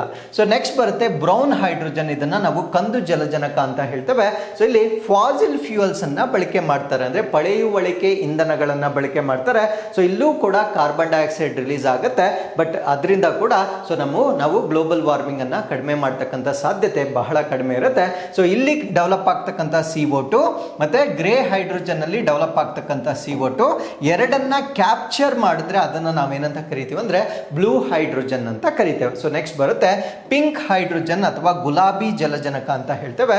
ಸೊ ಈ ಒಂದು ಜಲಜನಕವನ್ನ ನ್ಯೂಕ್ಲಿಯರ್ ಎನರ್ಜಿ ಅಂದ್ರೆ ಪರಮಾಣು ಶಕ್ತಿಯಿಂದ ಬಂದಿರತಕ್ಕಂಥ ವಿದ್ಯುತ್ ಅನ್ನ ಬಳಕೆ ಮಾಡ್ತಾರೆ. ಸೊ ಅವಾಗ ಅದನ್ನ ನಾವು ಪಿಂಕ್ ಹೈಡ್ರೋಜನ್ ಅಂತ ಹೇಳ್ತೇವೆ. ಕೊನೆಯದನ್ನ ನಾವು ಯೆಲ್ಲೋ ಹೈಡ್ರೋಜನ್ ಅಥವಾ ಹಳದಿ ಜಲಜನಕ ಅಂತ ಹೇಳ್ತೇವೆ. ಸೊ ಇಲ್ಲಿ ಫಾಸಿಲ್ ಅನ್ನಾದ್ರೂ ಯೂಸ್ ಮಾಡಬಹುದು ಅಥವಾ ನಾನ್ ಫಾಸಿಲ್ ಅನ್ನಾದ್ರೂ ಯೂಸ್ ಮಾಡಬಹುದಾಗಿರುತ್ತೆ. ಸೊ ಅದರಿಂದ ಬರ್ತಕ್ಕಂಥ ಶಕ್ತಿಯನ್ನ ನಾವೇನಂತ ಕರಿತೀವಿ ಅಂದ್ರೆ ಸೊ ಯೆಲ್ಲೋ ಹೈಡ್ರೋಜನ್ ಅಂತ ಹೇಳ್ತೇವೆ. ಇನ್ನೊಂದು ಕೂಡ ಇದೆ ವೈಟ್ ಹೈಡ್ರೋಜನ್ ಅಂತ ಹೇಳ್ತೇವೆ. ವೈಟ್ ಹೈಡ್ರೋಜನ್ ಅಥವಾ ಬಿಳಿಯ ಜಲಜನಕ ಅಂತ ಬರುತ್ತೆ. ಸೊ ಈ ವೈಟ್ ಹೈಡ್ರೋಜನ್ ಅಂದ್ರೆ ಇದರಲ್ಲಿ ನಾವು ವಾಟರ್ ಅನ್ನ ಹೈಡ್ರೋಲಿಸಿಸ್ ಮಾಡಲ್ಲ, ಅಂದ್ರೆ ನೀರನ್ನ ಜಲ ವಿಭಜನೆ ಮಾಡಿ ನಾವು ಜಲಜನಕವನ್ನ ತಯಾರಿ ಮಾಡೋದಿಲ್ಲ. ಈ ಹೈಡ್ರೋಜನ್ ಅಂತಕ್ಕಂಥದ್ದನ್ನ ನ್ಯಾಚುರಲ್ ಆಗಿ ನಾವು ಕ್ಯಾಪ್ಚರ್ ಮಾಡಿದಾಗ ಆ ಒಂದು ಜಲಜನಕವನ್ನ ನಾವೇನಂತ ಕರಿತೀವಿ ಅಂದ್ರೆ ವೈಟ್ ಹೈಡ್ರೋಜನ್ ಅಂತ ಹೇಳ್ತೇವೆ. ಸೊ ಇಷ್ಟು ಮಾಹಿತಿಯ ನಂತರ ನಾವು ಇವಾಗ ಗ್ರೀನ್ ಹೈಡ್ರೋಜನ್ ಸರ್ಟಿಫಿಕೇಶನ್ ಸ್ಕೀಮ್ ನ ಬಗ್ಗೆ ಹೆಚ್ಚಿನ ಮಾಹಿತಿಯನ್ನು ಡಿಸ್ಕಸ್ ಮಾಡೋಣ. ಸೊ ಇದು ನಮ್ಮ ಭಾರತ ದೇಶದ ಮೊಟ್ಟ ಮೊದಲ ಅಂದ್ರೆ ಈ ರೀತಿಯಾಗಿ ಜಲಜನಕಕ್ಕೆ ಸಂಬಂಧಪಟ್ಟಂತೆ India's first green hydrogen certification scheme ಅಂತ ನಾವು ಹೇಳ್ಬೋದಾಗಿರುತ್ತೆ. ಏನಕ್ಕೆ ಇದನ್ನ ಮಾಡ್ತಾ ಇದ್ದಾರೆ ಅಂದ್ರೆ ಟು ಎನ್ಶೋರ್ ಟ್ರಾನ್ಸ್ಪರೆನ್ಸಿ ಅಂದ್ರೆ ಪಾರದರ್ಶಕತೆ ಅಂಡ್ ಟ್ರೇಸಬಿಲಿಟಿ ಇರಬೇಕು. ಅಂದ್ರೆ ನಮಗೆ ಪತ್ತೆ ಹಚ್ಚತಕ್ಕಂಥ ಒಂದು ಡಾಕ್ಯುಮೆಂಟೇಶನ್ ನಮ್ಮ ಹತ್ರ ಇರಬೇಕು. ಅದ್ರ ಜೊತೆಗೆ market credibility is important. For example ನಾವೇನಾದ್ರೂ ಈ ಗ್ರೀನ್ ಹೈಡ್ರೋಜನ್ ಅನ್ನ ಸಾಕಷ್ಟು ಉತ್ಪಾದನೆ ಮಾಡಿ ನಾವು ಬೇರೆ ದೇಶಗಳಿಗೆ ಎಕ್ಸ್ಪೋರ್ಟ್ ಮಾಡಿದ್ದೆ ಆದಲ್ಲಿ ನಮ್ಮ ಒಂದು ಹೈಡ್ರೋಜನ್ ವಿಶ್ವಾಸಾರ್ಹವಾಗಿರಬೇಕು. ಆ ಮಾರ್ಕೆಟ್ ಕ್ರೆಡಿಬಿಲಿಟಿ ಇದ್ರೆ ಮಾತ್ರ ನಮಗೆ ಇಂಟರ್ನ್ಯಾಷನಲ್ ಮಾರ್ಕೆಟ್ ನಲ್ಲಿ ಹೆಚ್ಚಿನ ಡಿಮ್ಯಾಂಡ್ ಇರುತ್ತೆ. ಸೊ ಎಲ್ಲಾ ಆಸ್ಪೆಕ್ಟ್ಸ್ ಅನ್ನ ಒಳಗೊಂಡಿರ್ತಕ್ಕಂಥ ಈ ಒಂದು ಪ್ರಾಮಾಣೀಕರಣ ಯೋಜನೆಯನ್ನ ಲಾಂಚ್ ಮಾಡಿರ್ತಕ್ಕಂಥದ್ದನ್ನ ನಾವು ನೋಡಬಹುದಾಗಿರುತ್ತೆ. So what is the objective ಅಥವಾ ಇದರ ಉದ್ದೇಶ ಏನು ಅಂದ್ರೆ ಸರ್ಟಿಫೈಯಿಂಗ್ ಗ್ರೀನ್ ಹೈಡ್ರೋಜನ್ ಪ್ರೊಡಕ್ಷನ್ ಅಂದ್ರೆ ನಮ್ಮ ಭಾರತ ದೇಶದಲ್ಲಿ ಹಸಿರು ಜಲಜನಕ ಉತ್ಪಾದನೆಯನ್ನ ಪ್ರಾಮಾಣೀಕರಿಸತಕ್ಕಂಥದ್ದು ಇದರ ಉದ್ದೇಶವಾಗಿ ನಾವು ನೋಡಬಹುದಾಗಿರುತ್ತೆ. ಸೊ ಸರ್ಟಿಫಿಕೇಶನ್ ಪ್ರೋಸೆಸ್ ಈ ಪ್ರಕ್ರಿಯೆ ಹೇಗೆ ನಡೆಯುತ್ತೆ ಅಂತ ನಾವು ನೋಡೋದಾದ್ರೆ ಈ ಗ್ರೀನ್ ಹೈಡ್ರೋಜನ್ ಅನ್ನ ಪ್ರೊಡ್ಯೂಸ್ ಮಾಡ್ತಕ್ಕಂಥ ಪ್ರೊಡ್ಯೂಸರ್ಸ್ ಯಾರಿರ್ತಾರೆ, ಉತ್ಪಾದಕರು ಯಾರಿರ್ತಾರೆ, ಮಸ್ಟ್ ಅಂಡರ್ಗೋ ವೆರಿಫಿಕೇಶನ್ ಅಂದ್ರೆ ಅವರನ್ನ ವೆರಿಫಿಕೇಶನ್ ಮಾಡ್ತಾರೆ. ವೆರಿಫಿಕೇಶನ್ ಮಾಡಿದ ನಂತರ so they will be check to ensure their hydrogen is produced using renewable energy sources ಅಂದ್ರೆ ಅವರು ಉತ್ಪಾದನೆ ಮಾಡ್ತಕ್ಕಂಥ ಜಲಜನಕ ನವೀಕರಿಸಬಹುದಾದ ಇಂಧನಗಳಿಂದಲೇ ತಯಾರಿ ಮಾಡ್ತಾ ಇದ್ದಾರೆ ಅಂತ ಪರಿಶೀಲನೆಯನ್ನ ಮಾಡಿದ ನಂತರ ಸೊ ಇವರಿಗೆ ಒಂದು ಸರ್ಟಿಫಿಕೇಟ್ ಅನ್ನ ಕೊಡ್ತಕ್ಕಂಥ ಒಂದು ಪದ್ಧತಿ ಆಗಿರುತ್ತೆ. ಸೊ ಇದರಿಂದ ಆಗ್ತಕ್ಕಂಥ ಎಕನಾಮಿಕ್ ಇಂಪ್ಯಾಕ್ಟ್ ಅಂದ್ರೆ ನಮ್ಮ ಭಾರತ ದೇಶಕ್ಕೆ ಆರ್ಥಿಕವಾಗಿ ಆಗ್ತಕ್ಕಂಥ ಅಡ್ವಾಂಟೇಜ್ ಏನು ಅಂತ ನಾವು ನೋಡೋದಾದ್ರೆ 4.12 lakh tons of green hydrogen derivatives ನ ನಾವು ಜಪಾನ್ ಮತ್ತೆ ಸಿಂಗಾಪುರ್ಗೆ ಎಕ್ಸ್ಪೋರ್ಟ್ ಮಾಡ್ತಾ ಇದ್ದೇವೆ. ಜಪಾನ್ ಮತ್ತೆ ಸಿಂಗಾಪುರಕ್ಕೆ 4.12 ಲಕ್ಷ ಟನ್ಸ್ ಅಷ್ಟು ಹಸಿರು ಜಲಜನಕ ಉತ್ಪನ್ನಗಳನ್ನ ರಫ್ತು ಮಾಡ್ತಕ್ಕಂಥ ಒಂದು ಒಪ್ಪಂದ ನಮ್ಮ ಭಾರತ ದೇಶಕ್ಕೆ ಇರುತ್ತೆ. ಸೊ ಅದರಿಂದ ಆರ್ಥಿಕವಾಗಿ ಕೂಡ ನಮ್ಮ ರಾಷ್ಟ್ರಕ್ಕೆ ಸಾಕಷ್ಟು ಅಡ್ವಾಂಟೇಜ್ ಆಗ್ತಕ್ಕಂಥ ಒಂದು ಮೆಥಡ್ ಅನ್ನ ಭಾರತ ಸರ್ಕಾರ ಈಗ ಲಾಂಚ್ ಮಾಡಿರುತ್ತೆ. ಸೊ ಈಗ ಈ ಒಂದು ಪ್ರಾಜೆಕ್ಟ್ ಏನಿದೆ it aligns with India's national green hydrogen mission. So this was launched in 2023 ಅಂದ್ರೆ ನಮ್ಮ ಭಾರತ ದೇಶದ ರಾಷ್ಟ್ರೀಯ ಜಲಜನಕ ಮಿಷನ್ ಅನ್ನ ಲಾಂಚ್ ಮಾಡಿರ್ತಾರೆ. ಸೊ ಇದರೊಂದಿಗೆ ಹೊಂದಾಣಿಕೆ ಆಗ್ತಕ್ಕಂಥ ಒಂದು ಸರ್ಟಿಫಿಕೇಶನ್ ಆಗಿರುತ್ತೆ. ಸೊ ಈ ಒಂದು ನ್ಯಾಷನಲ್ ಹೈಡ್ರೋಜನ್ ಮಿಷನ್ ಏನಿರುತ್ತೆ ಅಥವಾ ನ್ಯಾಷನಲ್ ಗ್ರೀನ್ ಹೈಡ್ರೋಜನ್ ಮಿಷನ್ ಏನಿರುತ್ತೆ ಸೊ ಇದು ಫಿನಾನ್ಷಿಯಲ್ ಇಯರ್ 29-30 ವರೆಗೂ ಲಾಂಚ್ ಮಾಡಿರ್ತಕ್ಕಂಥ ಒಂದು ಮಿಷನ್ ಆಗಿರುತ್ತೆ. ಸೊ ಗ್ರೀನ್ ಹೈಡ್ರೋಜನ್ ಬಗ್ಗೆ ನಾನು ಎಲ್ಲಾ ಮಾಹಿತಿಯನ್ನ ಆಲ್ರೆಡಿ ಡಿಸ್ಕಸ್ ಮಾಡಿದ್ದೇನೆ. ನಾನು ಏನು ಡಿಸ್ಕಸ್ ಮಾಡಿದ್ದೇನೋ ಅದೆಲ್ಲ ಇಲ್ಲಿ ಇರುತ್ತೆ. ಸೊ PDF ನಲ್ಲಿ ನೀವು ಇದನ್ನ ಸಂಪೂರ್ಣವಾಗಿ ಓದ್ಕೊಳ್ಬಹುದಾಗಿರುತ್ತೆ. So with this let's get into question number 6. African ಹಂದಿ ಜ್ವರಕ್ಕೆ ಯಾವ ರೀತಿಯ ವೈರಸ್ ಕಾರಣವಾಗಿದೆ? So which type of virus is responsible for African swine fever? So African swine fever ಈಗ ಬೇರೊಂದು ದೇಶದಲ್ಲಿ ಸ್ಫೋಟಗೊಂಡಿರ್ತಕ್ಕಂಥದ್ದನ್ನು ನಾವು ನೋಡ್ಬೋದಾಗಿರುತ್ತೆ. ಸೊ ಈ ಒಂದು ಆಫ್ರಿಕನ್ ಸ್ವೈನ್ ಫೀವರ್ ಈ ಒಂದು ಕಾಯಿಲೆಯನ್ನು ಹರಡ್ತಕ್ಕಂಥ ವೈರಸ್ ಯಾವ ರೀತಿಯ ವೈರಸ್ ಅನ್ನೋದು ನಮ್ಮ ಪ್ರಶ್ನೆ ಆಗಿರುತ್ತೆ. ಸೊ ಈ ಪ್ರಶ್ನೆಗೆ ಸರಿಯಾದ ಉತ್ತರ ಡಬಲ್ ಸ್ಟ್ರಾಂಡೆಡ್ DNA ವೈರಸ್ ಅಥವಾ ದ್ವಿಸುರುಳಿಯನ್ನ ಹೊಂದಿರತಕ್ಕಂಥ ಒಂದು DNA ವೈರಸ್ ಆಗಿ ನಾವು ಇದನ್ನ ಕನ್ಸಿಡರ್ ಮಾಡಬಹುದಾಗಿರುತ್ತೆ. ಸೊ ಈ ಕಾಯಿಲೆ ಸುದ್ದಿಯಲ್ಲಿರ್ಲಿಕ್ಕೆ ಕಾರಣ ಏನು ಅಂದ್ರೆ ಮಿಜೋರಾಂನಲ್ಲಿ ಈ ಒಂದು ಕಾಯಿಲೆ ಈಗ ಹೆಚ್ಚಿನ ಸ್ಫೋಟಗೊಂಡಿರ್ತಕ್ಕಂಥದ್ದನ್ನ ನಾವು ನೋಡಬಹುದಾಗಿರುತ್ತೆ. ಸೊ 3050 ಪಿಗ್ಸ್ ಅಥವಾ ಹಂದಿಗಳು ಅಲ್ಲಿ ನಿಧನ ಹೊಂದಿರತಕ್ಕಂಥದ್ದು ಅಥವಾ ಸಾವಾಗಿರ್ತಕ್ಕಂಥದ್ದನ್ನ ನಾವು ನೋಡಬಹುದಾಗಿರುತ್ತೆ.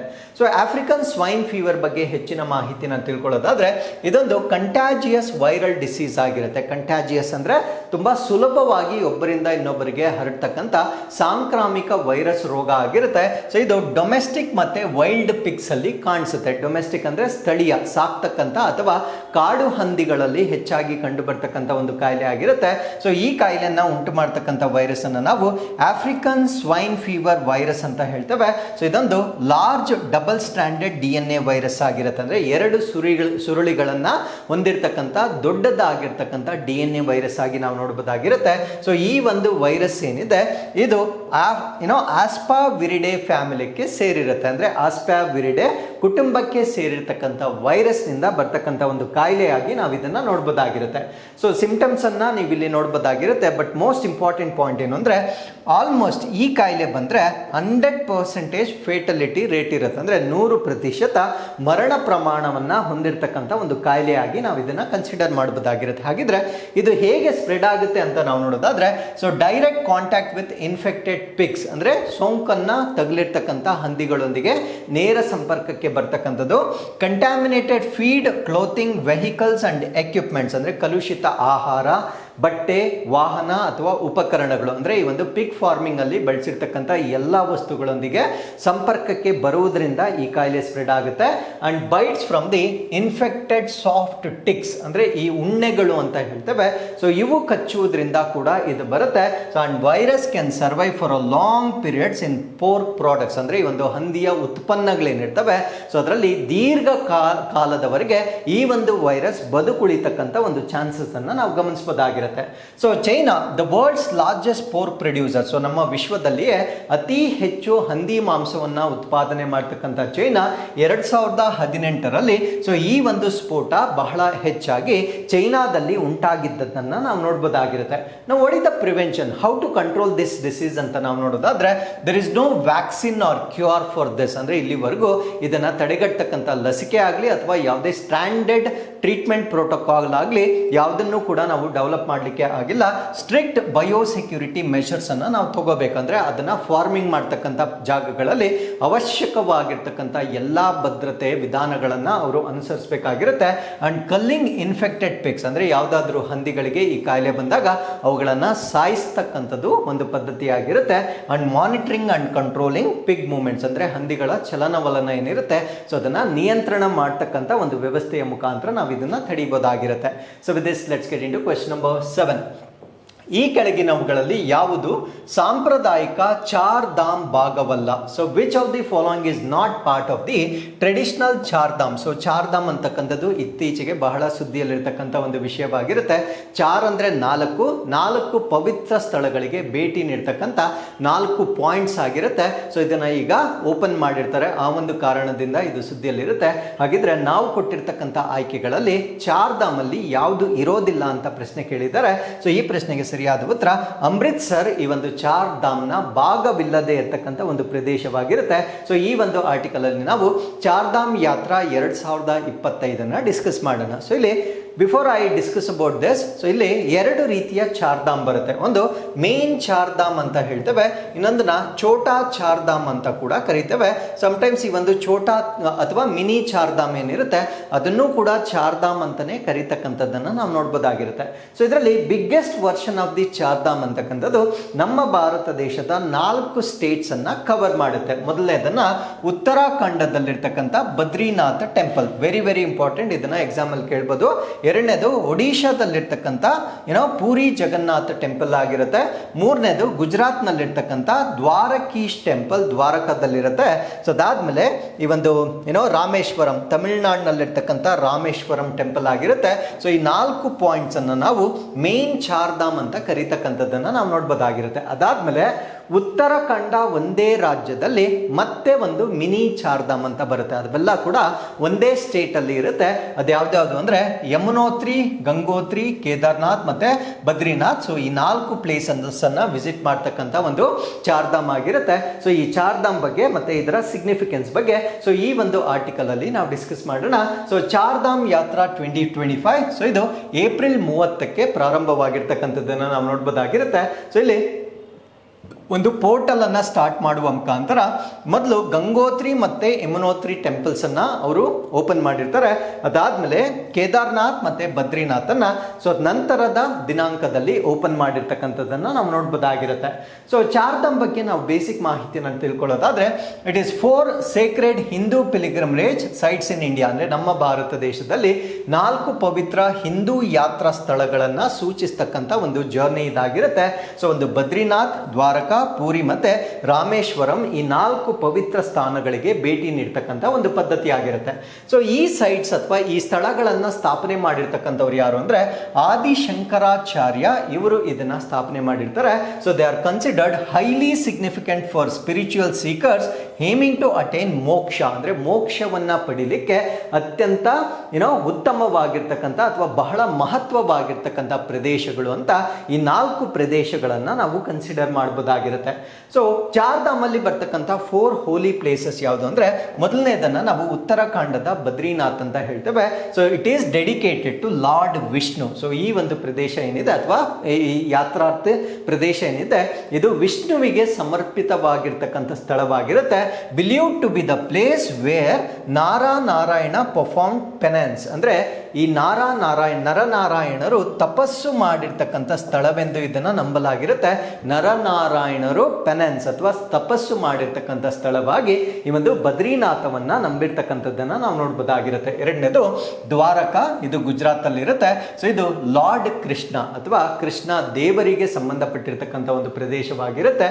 ಸೊ ಮೂರನೇದನ್ನ ಪೂರಿ ಒಡಿಶಾ ಅಂತ ಹೇಳ್ತೇವೆ. ಸೊ ಇಲ್ಲಿ ನಾವು ಜಗನ್ನಾಥ್ ಟೆಂಪಲ್ ವೇರ್ ಲಾರ್ಡ್ ವಿಷ್ಣುವನ್ನ ಪೂಜೆ ಮಾಡ್ತಕ್ಕಂಥ ಒಂದು ಪ್ರದೇಶವಾಗಿರುತ್ತೆ. ಸೊ ನಾಲ್ಕನೇದನ್ನ ನಾವು ರಾಮೇಶ್ವರಂ, ಇದು ತಮಿಳುನಾಡಿನಲ್ಲಿ ಬರುತ್ತೆ. So it is the sacred site of lord Vishnu. So ಶಿವದೇವರಿಗೆ ಪವಿತ್ರವಾಗಿರ್ತಕ್ಕಂಥ ಒಂದು ಪ್ರದೇಶವಾಗಿರುತ್ತೆ. Link to lord Rama's journey into Ramayana. ಅಂದ್ರೆ ರಾಮಾಯಣದಲ್ಲಿ ಬರ್ತಕ್ಕಂಥ ರಾಮನ ಪ್ರಯಾಣಕ್ಕೆ ಸಂಬಂಧಿಸಿದ ಶಿವನ ಪವಿತ್ರ ಸ್ಥಳವಾಗಿ ನಾವು ರಾಮೇಶ್ವರಂ ಅನ್ನ ಕನ್ಸಿಡರ್ ಮಾಡಬಹುದಾಗಿರುತ್ತೆ. ಅದಾದ್ಮೇಲೆ ಛೋಟಾ ಚಾರ್ಧಾಮ್ ಅಂತ ಕೂಡ ನಾನು ಹೇಳಿದ್ದೇನೆ. ಈ ಛೋಟಾ ಚಾರ್ಧಾಮ್ ಅಂತಕ್ಕಂಥದ್ದು ಉತ್ತರಾಖಂಡ್ ನಲ್ಲಿ ಬರ್ತಕ್ಕಂಥ 4 ಪ್ರದೇಶಗಳಾಗಿರ್ತವೆ. ಸೊ ಇದು ಕೂಡ ಒಂದು ಪಿಲಿಗ್ರಿಮೇಜ್ ಸರ್ಕ್ಯೂಟ್ ಆಗಿ ನಾವು ಈ 4 ಪ್ರದೇಶಗಳನ್ನ ನೋಡಬಹುದಾಗಿರುತ್ತೆ. ಸೊ ಇದರಲ್ಲಿ ಒಂದು ಯಮುನೋತ್ರಿ, ಇದು ಗಾಡೆಸಸ್ ಯಮುನಾಗೆ ಸಂಬಂಧಪಟ್ಟಿರ್ತಕ್ಕಂಥ ಒಂದು ಜಾಗ. ಎರಡನೇದು ಗಂಗೋತ್ರಿ, ಇಲ್ಲಿ ಗ್ಯಾಂಜಸ್ ರಿವರ್ ಒರಿಜಿನ್ ಆಗ್ತಕ್ಕಂಥ ಅಂದ್ರೆ ಗಂಗಾ ನದಿ ಉಗಮವಾಗ್ತಕ್ಕಂಥ ಒಂದು ಸ್ಥಾನವಾಗಿರುತ್ತೆ. ಸೊ ಇದು ಗಾಡೆಸಸ್ ಗಂಗಾ ಅಥವಾ ಗಂಗಾ ದೇವಿಗೆ ಸಮರ್ಪಿತವಾಗಿರ್ತಕ್ಕಂಥ ಒಂದು ಪ್ರದೇಶವಾಗಿರುತ್ತೆ. ಮೂರನೇದು ಕೇದಾರ್ನಾಥ್, ಇದು revered Shiva temple, part of 12 ಜ್ಯೋತಿರ್ಲಿಂಗಸ್. ಅಂದ್ರೆ 12 ಜ್ಯೋತಿರ್ಲಿಂಗಗಳೇನಿದಾವೆ ಅದರ ಒಂದು ಭಾಗವಾಗಿರ್ತಕ್ಕಂಥ ಶಿವ ದೇವಾಲಯವನ್ನ ನಾವು ಈ ಕೇದಾರ್ನಾಥ್ ನಲ್ಲಿ ನೋಡಬಹುದಾಗಿರುತ್ತೆ. ಅದಾದ್ಮೇಲೆ Badrinath, so it is also part of main Chardham. ಅಂದ್ರೆ ಮೇನ್ ಚಾರ್ಧಾಮ್ ಅಲ್ಲಿ ಬರ್ತಕ್ಕಂಥ ಬದ್ರಿನಾಥ್ ಈ ಒಂದು ಛೋಟಾ ಚಾರ್ಧಾಮ್ ಅಲ್ಲೂ ಕೂಡ ಇರ್ತಕ್ಕಂಥದ್ದನ್ನ ನಾವು ಗಮನಿಸಬಹುದಾಗಿರುತ್ತೆ. So with this let's get into question number 8. ಫ್ರಾನ್ಸ್ನಲ್ಲಿ ಇತ್ತೀಚೆಗೆ ಯಾವ ರೀತಿಯ ಹೈಡ್ರೋಜನ್ ನಿಕ್ಷೇಪವನ್ನು ಪತ್ತೆ ಹಚ್ಚಲಾಯಿತು? So what type of hydrogen deposit was recently discovered in France? ಈ ಪ್ರಶ್ನೆಗೆ ಸರಿಯಾದ ಉತ್ತರ ವೈಟ್ ಹೈಡ್ರೋಜನ್ ಅನ್ನ ಪತ್ತೆ ಮಾಡಿರ್ತಾರೆ. ಸೊ ಈ ಆಪ್ಷನ್ಸ್ ಅನ್ನ ನೋಡಿದ್ರೆ ನೀವು ಸುಲಭವಾಗಿ ಎಲಿಮಿನೇಟ್ ಮಾಡ್ಬೋದು. ಬ್ಲೂ, ಬ್ರೌನ್ ಮತ್ತೆ ಗ್ರೀನ್ ಇವೆಲ್ಲವನ್ನ ನಾವು ಮ್ಯಾನುಫ್ಯಾಕ್ಚರ್ ಮಾಡ್ತಕ್ಕಂಥದ್ದು. ಸೊ ಪತ್ತೆ ಹಚ್ಚಲಾಗಿದೆ ಅಂದ್ರೆ ಅದು ನ್ಯಾಚುರಲ್ ಆಗಿ ಸಿಕ್ಕಿರ್ತಕ್ಕಂಥದ್ದು. ನೈಸರ್ಗಿಕವಾಗಿ ಸಿಕ್ತಕ್ಕಂಥ ಜಲಜನಕವನ್ನ ನಾವು ವೈಟ್ ಹೈಡ್ರೋಜನ್ ಅಥವಾ ಬಿಳಿಯ ಜಲಜನಕ ಅಂತ ಹೇಳ್ತೇವೆ. ಸೊ ಈ ರೀತಿಯ ವೈಟ್ ಹೈಡ್ರೋಜನ್ ಲಾರ್ಜೆಸ್ಟ್ ಡೆಪಾಸಿಟ್ಗಳು ಈಗ ಫ್ರಾನ್ಸ್ ನಲ್ಲಿ ಪತ್ತೆ ಆಗಿರ್ತಕ್ಕಂಥದ್ದನ್ನ ನಾವಿಲ್ಲಿ ಗಮನಿಸಬಹುದಾಗಿರುತ್ತೆ. ಸೊ ಇದೊಂದು ನ್ಯಾಚುರಲ್ ಹೈಡ್ರೋಜನ್ ಆಗಿರುತ್ತೆ. ನಾನು ಆಲ್ರೆಡಿ ಡಿಸ್ಕಸ್ ಮಾಡಿದ್ದೇನೆ. ವೈಟ್ ಹೈಡ್ರೋಜನ್ ಅನ್ನ ನಾವು ನೈಸರ್ಗಿಕ ಜಲಜನಕ ಅಥವಾ ನ್ಯಾಚುರಲ್ ಹೈಡ್ರೋಜನ್ ಅಂತ ಹೇಳ್ತೇವೆ. ಇದು ಬಿನೀತ್ ದ ಸಾಯಿಲ್ ಅಂದ್ರೆ ಮಣ್ಣಿನ ಕೆಳಗಡೆ ಸಿಕ್ಕಿರ್ತಕ್ಕಂಥದ್ದನ್ನ ನಾವು ನೋಡಬಹುದಾಗಿರುತ್ತೆ. ಎಲ್ಲಿ ಸಿಕ್ಕಿರುತ್ತೆ ಅಂದ್ರೆ ಫೋಲ್ಚ್ ವಿಲ್ಲರ್ ಇನ್ ಮೊಸೆಲ್ ರೀಜನ್, ಅಂದ್ರೆ ಮೊಸೆಲ್ ರೀಜನ್ ಅಲ್ಲಿ, ಅಂದ್ರೆ ಫ್ರಾನ್ಸ್ನ ಮೊಸೆಲ್ ರೀಜನ್ ಅಲ್ಲಿ ಪೋರ್ಚ್ ವಿಲ್ಲರ್ನ ಮಣ್ಣಿನ ಕೆಳಗೆ ಈ ಒಂದು ನಿಕ್ಷೇಪಗಳು ಪತ್ತೆಯಾಗಿರ್ತಕ್ಕಂಥದ್ದು ಒಂದು ಸುದ್ದಿ ಆಗಿರುತ್ತೆ. ಸೊ ಇಲ್ಲಿ 46 ಮಿಲಿಯನ್ ಟನ್ಸ್ ಆಫ್ ಹೈಡ್ರೋಜನ್ ಇಲ್ಲಿ ಇದೆ ಅಂತಕ್ಕಂಥ ಒಂದು ಆಂಟಿಸಿಪೇಷನ್ ಅನ್ನ ಮಾಡಲಾಗಿರುತ್ತೆ. ಸೊ ಇದರ ವ್ಯಾಲ್ಯೂಯೇಷನ್ ಅಂದ್ರೆ ಇದರ ಮೌಲ್ಯ ಎಷ್ಟಿರ್ಬೋದು ಅಂದ್ರೆ $92 ಟ್ರಿಲಿಯನ್ ಅಷ್ಟು ಮೌಲ್ಯವನ್ನ ಹೊಂದಿರುತ್ತೆ. It is the largest known deposits in the world. ಅಂದ್ರೆ ಪ್ರಪಂಚದಲ್ಲಿಯೇ ಇಷ್ಟು ದೊಡ್ಡದಾಗಿರ್ತಕ್ಕಂಥ ಜಲಜನಕ ನಿಕ್ಷೇಪ ಪತ್ತೆ ಆಗಿರ್ತಕ್ಕಂಥದ್ದು ಇದೇ ಮೊದಲ ಸ್ಥಳವಾಗಿ ನಾವು ನೋಡ್ಬೋದಾಗಿರುತ್ತೆ. So what is white hydrogen? ನಾನು ಆಲ್ರೆಡಿ ಎಕ್ಸ್ಪ್ಲೇನ್ ಮಾಡಿದ್ದೇನೆ. ಇದು ನ್ಯಾಚುರಲಿ ಅಕರಿಂಗ್ ಆಗಿರುತ್ತೆ. ಸೊ ಇದರಿಂದ ಯಾವುದೇ ಗ್ರೀನ್ ಹೌಸ್ ಗ್ಯಾಸಸ್ ಉತ್ಪತ್ತಿಯಾಗದ ಹೈಡ್ರೋಜನ್ ಆಗಿ ನಾವು ಇದನ್ನ ಕನ್ಸಿಡರ್ ಮಾಡಬಹುದಾಗಿರುತ್ತೆ. ಸೊ ಹೈಡ್ರೋಜನ್ ಅಂತಕ್ಕಂಥದ್ದು ಇದರ ಕೆಮಿಸ್ಟ್ರಿಯ ಬಗ್ಗೆ ನಾವು ಡಿಸ್ಕಸ್ ಮಾಡೋದಾದ್ರೆ, ಇದು lightest and most abundant element in the universe. ಅಂದ್ರೆ ನಮ್ಮ ವಿಶ್ವದಲ್ಲಿ ಅತ್ಯಂತ ಹೇರಳವಾಗಿಯೂ ಕೂಡ ಇರುತ್ತೆ, ಅತ್ಯಂತ ಹಗುರವಾಗಿರ್ತಕ್ಕಂಥ ಒಂದು ಧಾತುವಾಗಿರುತ್ತೆ. ಸೊ ಇದರ ಅಟಾಮಿಕ್ ನಂಬರ್ 1 ಆಗಿರ್ತಕ್ಕಂಥದ್ದನ್ನ ನಾವು ನೋಡಬಹುದಾಗಿರುತ್ತೆ. ಸೊ ಇದೊಂದು ಕಲರ್ಲೆಸ್, ಬಣ್ಣರಹಿತವಾಗಿರುತ್ತೆ, ಓಡರ್ಲೆಸ್, ವಾಸನೆ ರಹಿತವಾಗಿರುತ್ತೆ. ಅದಾದ್ಮೇಲೆ ಇದನ್ನ ನಾವು ವೇರಿಯಸ್ ಸೈಂಟಿಫಿಕ್ ಮತ್ತೆ ಇಂಡಸ್ಟ್ರಿಯಲ್ ಅಪ್ಲಿಕೇಶನ್ಸ್ ಅಲ್ಲಿ ಬಳಕೆ ಮಾಡ್ಕೊಳ್ಬಹುದಾಗಿರುತ್ತೆ. ಸಾಕಷ್ಟು ಕೈಗಾರಿಕೆಗಳಲ್ಲಿ ಬಳಕೆ ಮಾಡ್ಕೊಳ್ಬೇಕಾಗಿರ್ತಕ್ಕಂಥ ಇಂಧನವಾಗಿರುತ್ತೆ. ಸೊ ಇದರ ಸಿಂಬಲ್ ಏನು ಅಂದ್ರೆ ಎಚ್ ಆಗಿರುತ್ತೆ. ಇದರ ಅಟಾಮಿಕ್ ನಂಬರ್, ಪರಮಾಣು ಸಂಖ್ಯೆ 1 ಆಗಿರುತ್ತೆ. ಸೊ ಇದು ಡೈ ಅಟಾಮಿಕ್ ಮಾಲಿಕ್ಯೂಲ್ ಆಗಿ ನೇಚರ್ ಅಲ್ಲಿ ಎಕ್ಸಿಸ್ಟೆನ್ಸ್ ಇರುತ್ತೆ. ಅಂದ್ರೆ ಇದು ಯಾವಾಗಲೂ ನಮ್ಮ ನೇಚರ್ ಅಲ್ಲಿ ಯಾವ ರೀತಿ ಸಿಗುತ್ತೆ ಅಂದ್ರೆ H2 ರೂಪದಲ್ಲಿ ಸಿಗುತ್ತೆ, H ರೂಪದಲ್ಲಿ ಸಿಗಲ್ಲ. ಸಿಂಬಲ್ ಮಾತ್ರ ನಾವು H ಅಂತ ಬರೀತೇವೆ, ಬಟ್ ನೈಸರ್ಗಿಕವಾಗಿ ನಮಗೆ ಸಿಗ್ತಕ್ಕಂಥ ಜಲಜನಕ H2 ಅಥವಾ ಡೈ ಅಟಾಮಿಕ್ ಆಗಿ ಸಿಗ್ತಕ್ಕಂಥದ್ದನ್ನ ನಾವು ನೋಡಬಹುದಾಗಿರುತ್ತೆ. Highly flammable and reacts with oxygen to form water. ಅಂದ್ರೆ ದಹಿಸಬಲ್ಲ ಶಕ್ತಿ ಜಾಸ್ತಿ ಇರುತ್ತೆ, ಮತ್ತೆ ಆಮ್ಲಜನಕದೊಂದಿಗೆ ಇದು ಪ್ರತಿಕ್ರಿಯಿಸಿ ನೀರನ್ನ ಕೊಡ್ತಕ್ಕಂಥದ್ದನ್ನ ನಾವು ನೋಡಬಹುದಾಗಿರುತ್ತೆ. ಸೊ ಇದನ್ನ ನಾವು ಫ್ಯೂಯಲ್ ಆಗಿ ಅಂದ್ರೆ ಕ್ಲೀನ್ ಎನರ್ಜಿ ಅಥವಾ ಶುದ್ಧ ಇಂಧನವಾಗಿ ಬಳಕೆ ಮಾಡ್ಕೊಳ್ತೇವೆ. And essential in refining petroleum and producing ammonia. ಅಂದ್ರೆ ಪೆಟ್ರೋಲಿಯಂ ಅನ್ನ ಸಂಸ್ಕರಣೆ ಮಾಡಲಿಕ್ಕೆ ಮತ್ತೆ ಅಮೋನಿಯಾವನ್ನ ಉತ್ಪಾದನೆ ಮಾಡಲಿಕ್ಕೆ ಇದು ಅತ್ಯಗತ್ಯವಾಗಿರ್ತಕ್ಕಂಥ ಒಂದು ಇಂಧನವಾಗಿರುತ್ತೆ. ಅದ್ರ ಜೊತೆಗೆ ಇದನ್ನ ನಾವು ಸ್ಪೇಸ್ ಎಕ್ಸ್ಪ್ಲೋರೇಷನ್ ಅಂದ್ರೆ ರಾಕೆಟ್ ಪ್ರೊಪೆಲೆಂಟ್ ಆಗಿ, ಅಂದ್ರೆ ರಾಕೆಟ್ಗಳ ಇಂಧನವಾಗಿ ಕೂಡ ನಾವು ಇದನ್ನ ಬಳಕೆ ಮಾಡಬಹುದು. ಅದಾದ್ಮೇಲೆ ಮೆಟಲರ್ಜಿ ಅಥವಾ ಲೋಹಶಾಸ್ತ್ರದಲ್ಲಿ ನಾವು ಮೆಟಲ್ ರಿಫೈನಿಂಗ್ ಮತ್ತೆ ರಿಡಕ್ಷನ್ ಪ್ರಾಸೆಸ್ ಅಂದ್ರೆ ಲೋಹಗಳ ಸಂಸ್ಕರಣೆ ಮತ್ತೆ ಅಪಕರ್ಷಣ ಪ್ರಕ್ರಿಯೆಗಳಲ್ಲೂ ಕೂಡ ನಾವು ಹೈಡ್ರೋಜನ್ ಅನ್ನ ಬಳಕೆ ಮಾಡ್ಕೊಳ್ಬಹುದಾಗಿರುತ್ತೆ. So with this we are come to snippets. International Chernobyl disaster remembrance day ಅಥವಾ ಅಂತಾರಾಷ್ಟ್ರೀಯ ಚೆರ್ನೋಬಿಲ್ ವಿಪತ್ತು ಸ್ಮರಣಾರ್ಥ ದಿನ. ಸೊ ಈ ಒಂದು ದಿನವನ್ನ ಪ್ರತಿ ವರ್ಷ ಏಪ್ರಿಲ್ 26ನೇ ತಾರೀಕು ಆಚರಣೆ ಮಾಡಲಾಗುತ್ತೆ. ಏನಕ್ಕೆ ಇದನ್ನ ಆಚರಣೆ ಮಾಡ್ತೀವಿ ಅಂದ್ರೆ to honour the victims and raise awareness about the long term consequences of the Chernobyl nuclear disaster. Chernobyl ನಲ್ಲಿ ಒಂದು ಪರಮಾಣು ವಿಪತ್ತು ಸಂಭವಿಸಿರುತ್ತೆ. ಆ ವಿಪತ್ತಿನಲ್ಲಿ ಮರಣ ಹೊಂದಿದವರಿಗೆ ಮತ್ತೆ ಮುಂದೆ ಈ ರೀತಿಯ ಅವಘಡಗಳು ಆಗಬಾರದು ಅನ್ನೋದನ್ನ ಒಂದು ಅವೇರ್ನೆಸ್ ಅನ್ನ ಕ್ರಿಯೇಟ್ ಮಾಡುವ ಸಲುವಾಗಿ ಈ ಒಂದು ದಿನವನ್ನ ಆಚರಣೆ ಮಾಡ್ತಕ್ಕಂಥದ್ದನ್ನ ನಾವು ನೋಡಬಹುದಾಗಿರುತ್ತೆ. ಸೊ ಚೆರ್ನೋಬಿಲ್ ಡಿಸಾಸ್ಟರ್ ಆಗಿರ್ತಕ್ಕಂಥದ್ದು ಏಪ್ರಿಲ್ 26, 1986 ಅಲ್ಲಿ ಆಗಿರ್ತಕ್ಕಂಥದ್ದು. ಸೊ ಅಲ್ಲಿರ್ತಕ್ಕಂಥ ಅಂದ್ರೆ ಉಕ್ರೇನ್ ಅಲ್ಲಿ ಒಂದು ನ್ಯೂಕ್ಲಿಯರ್ ಪವರ್ ಪ್ಲಾಂಟ್ ಇರುತ್ತೆ. ಸೊ ಅಲ್ಲಿ ರಿಯಾಕ್ಟರ್ ನಂಬರ್ 4 ಏನಿದೆ ಇದು ಎಕ್ಸ್ಪ್ಲೋಡ್ ಆಗಿರುತ್ತೆ. ಅಂದ್ರೆ ಸೇಫ್ಟಿ ಟೆಸ್ಟ್ ಫೇಲ್ ಆಗಿರುವ ಕಾರಣದಿಂದ ಅದು ಸ್ಫೋಟಗೊಂಡಿರುತ್ತೆ. ಸೊ ಸ್ಫೋಟಗೊಂಡಾಗ ಆಗಿರ್ತಕ್ಕಂಥ ಸಾವು ನೋವುಗಳನ್ನ ನೆನಪಿಸಿಕೊಳ್ತಕ್ಕಂಥ ಒಂದು ದಿನವಾಗಿರುತ್ತೆ. ಸೊ ಇದರಿಂದ ರೇಡಿಯೋ ಆಕ್ಟಿವ್ ಮೆಟೀರಿಯಲ್ ರಿಲೀಸ್ ಆಗಿರುತ್ತೆ. ಈ ಒಂದು ಮೆಟೀರಿಯಲ್ ಉಕ್ರೇನ್, ಬೆಲಾರಸ್, ರಷ್ಯಾ ಮತ್ತೆ 8.4 ಮಿಲಿಯನ್ ಪೀಪಲ್ಗೆ ಇದು ಅಫೆಕ್ಟ್ ಮಾಡಿರುತ್ತೆ. ಅಂದ್ರೆ ತೊಂದರೆಗೆ ಈಡು ಮಾಡಿರ್ತಕ್ಕಂಥ ಒಂದು ಸಬ್ಸ್ಟೆನ್ಸ್ ಆಗಿ ನಾವು ನೋಡಬಹುದಾಗಿರುತ್ತೆ. So world intellectual property day ಅಥವಾ ವಿಶ್ವ ಬೌದ್ಧಿಕ ಆಸ್ತಿ ದಿನ 2025. ಸೊ ಈ ಒಂದು ದಿನವನ್ನ ಏಪ್ರಿಲ್ 26ನೇ ತಾರೀಕು ಸೆಲೆಬ್ರೇಟ್ ಮಾಡಲಾಗುತ್ತೆ. ಸೊ ಈ ಒಂದು ಇಂಟೆಲೆಕ್ಚುಯಲ್ ಪ್ರಾಪರ್ಟಿ ಏನಿರುತ್ತೆ ಅಂದ್ರೆ ನಾವೇನಾದ್ರೂ ಹೊಸದಾಗಿ ಇನ್ವೆನ್ಷನ್ ಮಾಡಿದಾಗ ಸೊ ಅದನ್ನ ನಾವು ಹೇಗೆ ಕಾಪಾಡಿಕೊಳ್ಳಬಹುದು ಅದರ ಬಗ್ಗೆ ಜಾಗೃತಿಯನ್ನ ಮೂಡಿಸ್ತಕ್ಕಂಥ ಒಂದು ದಿನವಾಗಿ ನಾವು ಇದನ್ನ ನೋಡಬಹುದಾಗಿರುತ್ತೆ. ಸೊ ಈ ವರ್ಷದ ಥೀಮ್ ಏನಾಗಿರುತ್ತೆ ಅಂದ್ರೆ IP and music feed the beat of IP ಮತ್ತು ಸಂಗೀತ IP ಯ ಬೀಟ್ ಅನ್ನು ಅನುಭವಿಸಿ ಅಂತಕ್ಕಂಥದ್ದು. ಸೊ ಈ ವರ್ಷದ ಥೀಮ್ ಆಗಿ ನಾವು ನೋಡಬಹುದಾಗಿರುತ್ತೆ. ಹಾಗಿದ್ರೆ ಈ ದಿನ ಹೆಂಗ್ ಸ್ಟಾರ್ಟ್ ಆಯ್ತು, ಇದರ ಇತಿಹಾಸವನ್ನ ನಾವು ನೋಡೋದಾದ್ರೆ World intellectual property Organization Convention which came into force 1970. ಅಂದ್ರೆ ಈ 1970ರಲ್ಲಿ ವೈಪೋ ಸಮಾವೇಶದ ಸ್ಮರಣಾರ್ಥಕವಾಗಿ ಏಪ್ರಿಲ್ 26 ಈ ಒಂದು ದಿನವಾಗಿ ಆಯ್ಕೆ ಮಾಡಿರ್ತಕ್ಕಂಥದ್ದನ್ನು ನಾವು ನೋಡಬಹುದಾಗಿರುತ್ತೆ. IP loss protect inventions, artistic works, designs, trade marks and patents. ಅಂದರೆ ಈ ಒಂದು IP ಕಾನೂನುಗಳೇನಿರ್ತವೆ ಯಾವುದೇ ಆವಿಷ್ಕಾರ ಆಗಿರ್ಬೋದು, ಕಲಾತ್ಮಕ ಕೃತಿಗಳಾಗಿರ್ಬೋದು, ವಿನ್ಯಾಸ ಆಗಿರ್ಬೋದು, ಟ್ರೇಡ್ ಮಾರ್ಕ್ಸ್ ಆಗಿರ್ಬೋದು, ಪೇಟೆಂಟ್ಸ್ಗಳಾಗಿರ್ಬೋದು, ಎಲ್ಲದಕ್ಕೂ ರಕ್ಷಣೆಯನ್ನು ಕೊಡ್ತಕ್ಕಂಥ ಒಂದು ವ್ಯವಸ್ಥೆಯಾಗಿ ನಾವು ನೋಡ್ಬೋದಾಗಿರುತ್ತೆ. ವೈಪೋ ಕನ್ವೆನ್ಷನ್ ಬಗ್ಗೆ ನಾವು ಡಿಸ್ಕಸ್ ಮಾಡೋದಾದ್ರೆ ಸೊ ಇದು ಒಂದು ಫೌಂಡೇಶನಲ್ ಟ್ರೀಟಿ ಆಗಿರುತ್ತೆ. ಫೌಂಡೇಶನಲ್ ಅಂದರೆ ಒಂದು ಅಡಿಪಾಯದ ಒಪ್ಪಂದವಾಗಿ ನಾವು ಇದನ್ನು ನೋಡ್ಬೋದಾಗಿರುತ್ತೆ. So that established world intellectual property organisation ಅಂದರೆ ವಿಶ್ವ ಬೌದ್ಧಿಕ ಆಸ್ತಿ ಸಂಸ್ಥೆ ಇದನ್ನು ಸ್ಥಾಪನೆ ಮಾಡಿದ ಒಂದು ಅಡಿಪಾಯದ ಒಪ್ಪಂದವಾಗಿ ನಾವು ವೈಪೋ ಸಮಾವೇಶವನ್ನು ಕನ್ಸಿಡರ್ ಮಾಡಬಹುದಾಗಿರುತ್ತೆ. It was signed in Stockholm. So ಇದನ್ನ ಸ್ಟಾಕ್ಹೋಮ್ನಲ್ಲಿ ಸಹಿ ಹಾಕಲಾಗಿರುತ್ತೆ. ಇನ್ ದ ಇಯರ್ 1967 ಅಲ್ಲಿ ಸಹಿ ಹಾಕ್ತಾರೆ. ಬಟ್ ಇದು ಕಾರ್ಯರೂಪಕ್ಕೆ ಬಂದಿರತಕ್ಕಂಥದ್ದು 1970 ಇದು ಕಾರ್ಯರೂಪಕ್ಕೆ ಬಂದಿರತಕ್ಕಂಥ ಒಂದು ಒಪ್ಪಂದವಾಗಿರುತ್ತೆ. ಸೊ ಇಲ್ಲಿಗೆ ಇವತ್ತಿನ ಎಲ್ಲ ಅಪ್ಡೇಟ್ಸ್ಗಳು ಕಂಪ್ಲೀಟ್ ಆಗಿರುತ್ತೆ. So we come to inquest challenge number 860. So ಇಲ್ಲಿ ವಿಡಿಯೋನ ಪಾಸ್ ಮಾಡಿ ಪ್ರಶ್ನೆಯನ್ನು ಓದಿ ಉತ್ತರ ಕೊಡಿ. ಸೊ ಇದು ಪ್ರಶ್ನೆ ಸಂಖ್ಯೆ 1, ಇದು ಪ್ರಶ್ನೆ ಸಂಖ್ಯೆ 2 ಆಗಿರುತ್ತೆ. ಸೊ ಇಲ್ಲಿಗೆ ಇವತ್ತಿನ ಎಲ್ಲ ಅಪ್ಡೇಟ್ಸ್ಗಳು ಕಂಪ್ಲೀಟ್ ಆಗಿರುತ್ತೆ. ಮತ್ತೊಮ್ಮೆ ನಾಳಿನ ಅಪ್ಡೇಟ್ಸ್ನೊಂದಿಗೆ ನಾನು ನಿಮ್ಮನ್ನ ಭೇಟಿ ಆಗ್ತೇನೆ. ಸೊ ಅಲ್ಲಿವರೆಗೂ keep reading, take care of yourselves and thank you very much for watching this.